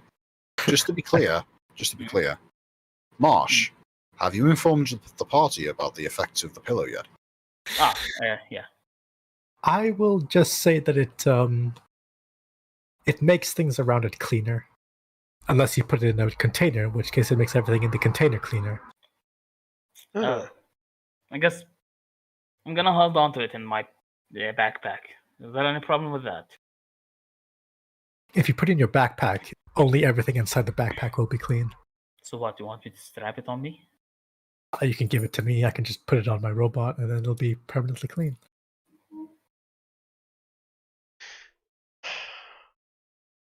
Fine. Just let me look at the dagger a bit.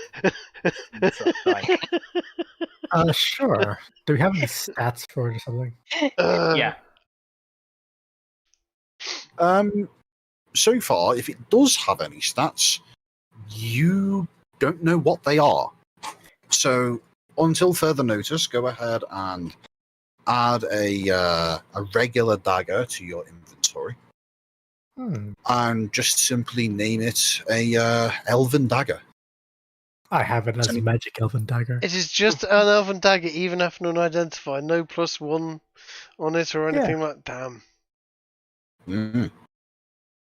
As I said, the dagger seemed to be concealing its true nature. Actually, we should burn this house to the ground. So, we should give the dagger to Grigori. He would like that, wouldn't he? When you all arrive back to the camp. Wait, because this house, before we leave it, does this house need to be burned to the ground? You could if you wanted to.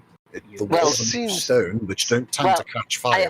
I'm just pointing out that whoever owned this house, since they were just protecting, that they had this fantastic artifact of a pillow, and they used it to protect an elven dagger, as if the elven creation was. Hold on a second. You're jumping to some almighty conclusions just to go, oh, okay, they had this box with this knife and a pillow in it. Better burn the house down. Look, if it had been a Sargon body pillow, then burn the house down, sure. But it wasn't. It was just a nice little pillow for a knife. It's not like it was the dent of utter. They are supporting elven production. Okay, wait. Just a quick question. Ginger, does that conversation take place? If Bruce and Grace want to have that conversation whilst they're still standing outside the cottage, then sure. Sure. Okay, then Ginger confirmed that this word does in fact have body pillows in it with characters printed on them. That's all I wanted to say.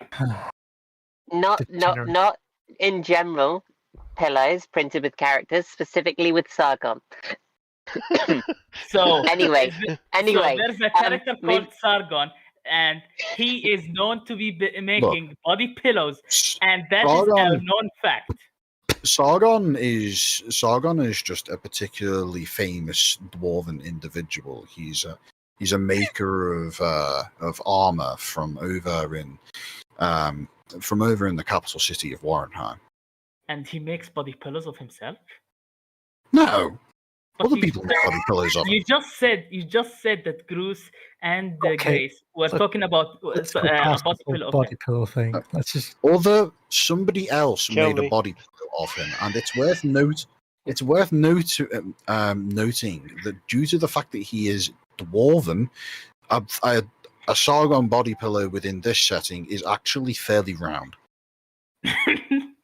But you just acknowledged the existence of the concept of body pillows. That's all I wanted. That's everything I wanted. Well, I'm sure the very first thing that Chase wants is a Sargon body pillow. Anyway, Bruce, can we allow these people to support Elven economy? Can we allow this place supporting heathen productions from the pointy-eared cretins I don't, to exist? they're not cretins. You can't say that. They just have a thyroid problem. Oh, for fuck's sake. I'm going to a piss. I'll be back in just a few minutes. Tell me when you're done, yeah? I imagine that they were possibly refugees, maybe, because this is hardly the kind of magic you just have lying around purchasing. You're from suggesting they average could have market. been elves themselves. Could have been. They Sure. might. That might be their hard-earned war trophy, and we just come along and nicked it. That is also possible. They Yes, might absolutely. have. They might have killed many elves to get that and gone. Oh, this is nice. I'm gonna have this. If it is a trophy of war, then it should be hung and displayed and allowed to age gracefully. It should not be preserved like some according kind to of you, According maybe they to you. didn't have ancient somewhere relic. nice. Look, they've got a cottage in the forest. Maybe they just kept it in a box because it's a keepsake, and they go, oh, I remember when I slaughtered all those elves. That was good times. I'll put it They back have in a my box. nice. I'm back. They have a Divana. nice fireplace. If you wish to remember slaughtering several like heathenistic, pointy-eared creatures, then you hang it above the fireplace. So when you sit in the evening and relax in front of the fire, you can look up at the glint of death. I just You don't keep it slowly in a go box with in it. the basement. Perhaps, like I said, it is a keepsake and more of a memory. And sometimes they don't. Maybe it was a hard day. Maybe he lost his kid or something that day when he was doing the slaughtering. It has sad memories, but memories he doesn't want to get rid of. So he's put it in a box. He's put it downstairs. He keeps it clean. It's nice. It's like I Yeah. said. It's we don't know. It doesn't need to. We don't need to burn the guy's house down. Whoever's house this is, that we just nicked his knife. You know, we've just nicked this knife from this house. Did anyone knock? Did anyone see if anyone was about and owns this place? No, we just wandered in, rifled through, and nicked stuff. Right? We Maybe did. that. I Maybe checked. I maybe looked. that I was saw that the. banging noise. Maybe it was his burglar alarm that we've just set off his burglar alarm, and now we're just thieves making our way out. Going, oh, that was a We weird looked. I burglar alarm. saw their equipment. I said that has not been touched in at least a good few years. This place has been abandoned for a while, but that doesn't mean it hasn't housed elven heretics. Regardless of whether or not it has elves in it, I think perhaps I am getting hungry and we should go back to camp to eat. Fair enough. Yes, that's sensible. Indeed, All right, I'll be calm. All right, let's go. but we shall come back to this place to burn it at a later point. If we Sure, have time. What do sure. you have with fire? Yeah. Fine. On our way back from killing the goblins. I'll hold you to that. That's not a promise. I'm just placating you. Bloody paladins and them burning things at the stake. I mean, Christ, just it was a going house. to- They're doing nothing. A paladin of conquest, what do you expect? So, when the party arrives back at the campsite,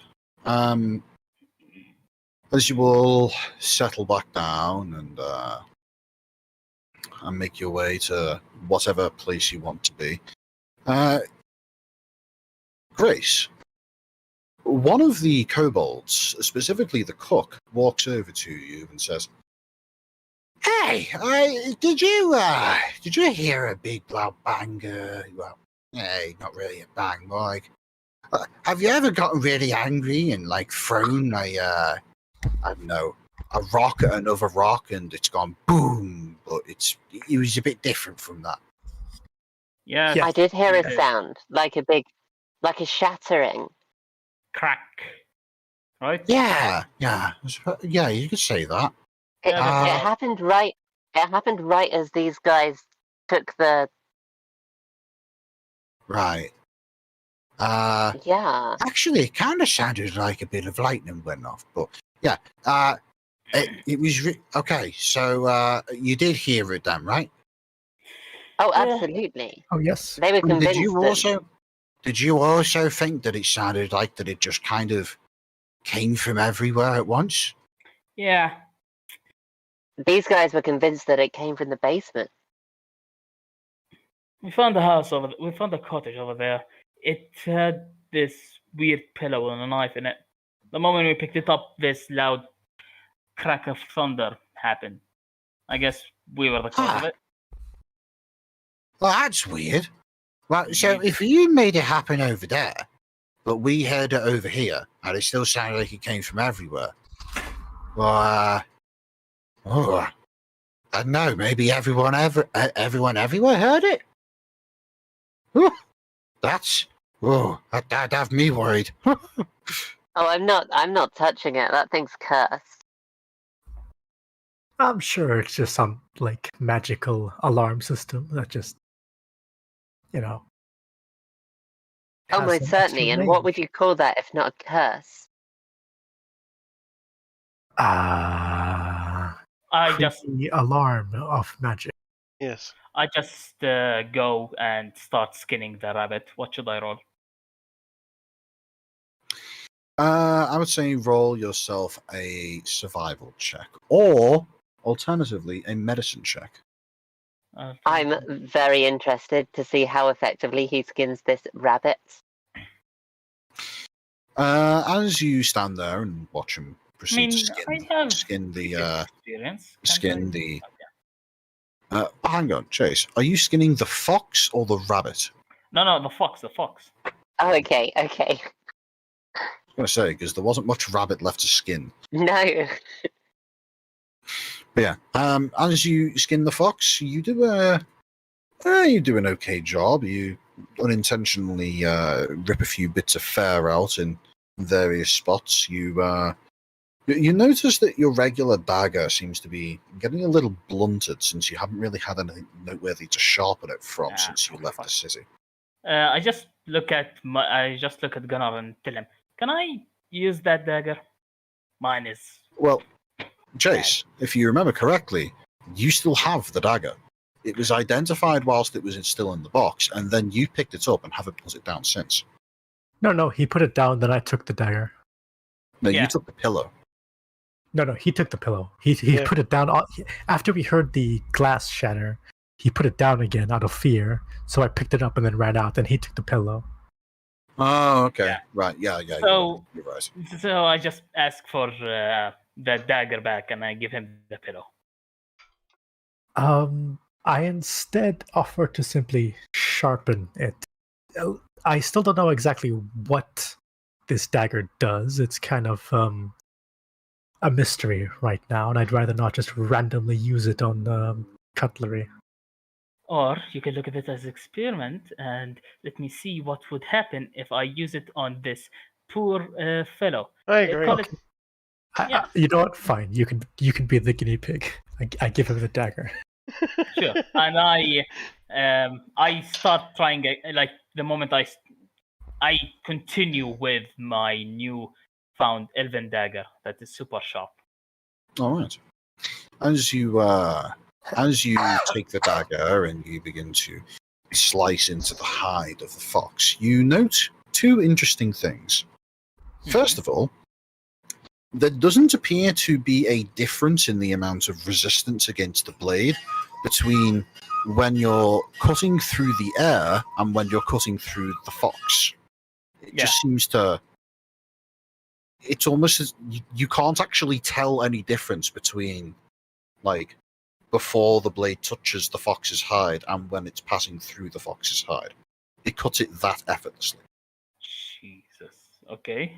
And the second noteworthy thing that you spot is that after you finish any given cut, if you look at the blade again, there is no residue left on it.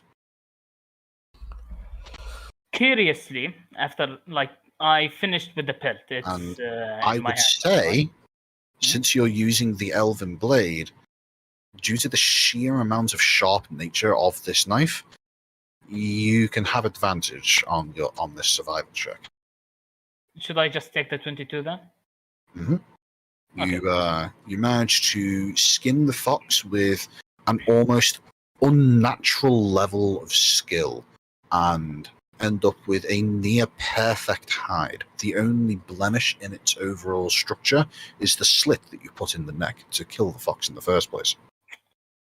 Nice. After I'm finished with the pelt, and I just give the cook the rest of the fox carcass to cook for it. I just simply take the elven blade and look at it real well.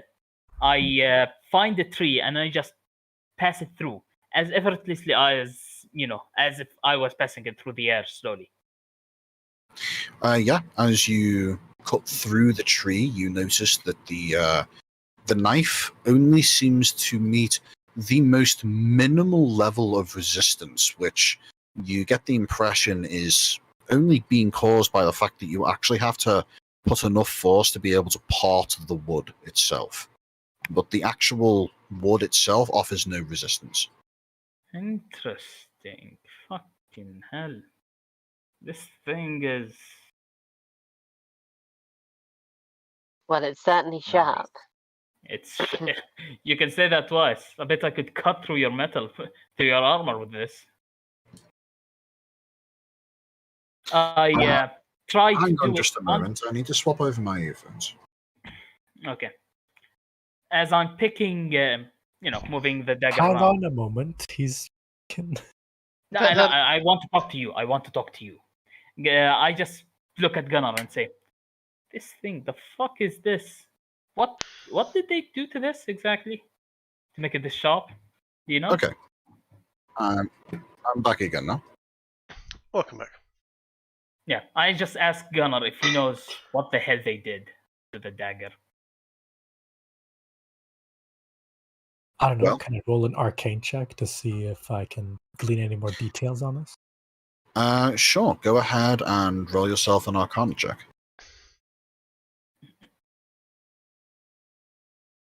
Damn. You've never seen an enchantment along these lines. First of all, you're far more familiar with dwarven magics than elven magics, so this is probably only maybe the first or second elven artifact that you've ever actually seen. But you do know that dwarven magics have a bit of logic to them, in that some of the more simple enchantments just simply increase the sharpness of the blade to often unnatural levels, making the weapon more finely balanced and able to be swung with greater dexterity. Typically, these enchantments only can be increased to a certain level, and even the highest quality piece of equipment likely wouldn't be able to do whatever this knife just did to that tree. But unfortunately, you're at a loss. By the way, for the purposes of mechanical explanation, a +3 dagger wouldn't be able to cut through a tree that effortlessly. If it was to be put into the scale of plus levels, you would estimate this thing to be maybe a +5, 6, or maybe even 7, which is absurd. That's never even been theorized to be possible. Yeah, I think this would be better in the hands of Grigori than any of us. Agreed? Not really. I mean, Silly. you just said you don't know how the hell it was made. Grigori would, at the very least, he's an elf, isn't he? He's an All elf. the more reason not to trust him with it. Yeah, exactly. That's what I was Well- thinking. Speaking of Grigori, given that Theo isn't here for this session, shall we call an end to things so that next week Theo can have some impact on the scenario? Sure. Can do. Yeah, sure. Well, alrighty then. Everybody's in agreement? Well, in that case, I thank everybody listening for coming to listen to this little continued adventure. I'm certainly curious as to see precisely who or maybe what that shattering spell was supposed to be alerting. Yes. Yeah. Now that I know a bit more about this, I'm starting to sweat a little bit. I have a very bad feeling about this dagger. So, It tells me that Jake, it's not going to stay with us for a long time. is that the end of the session? Are we still live? We are at the moment. I can end the stream now. I'll do that now. Good night, Sure. everyone. Well, good night, everybody. This time, Monday, once again. So, 1 week's time. Cool. Take care. Nice. Cool. Goodbye. Even harder. Fuck up, Raja.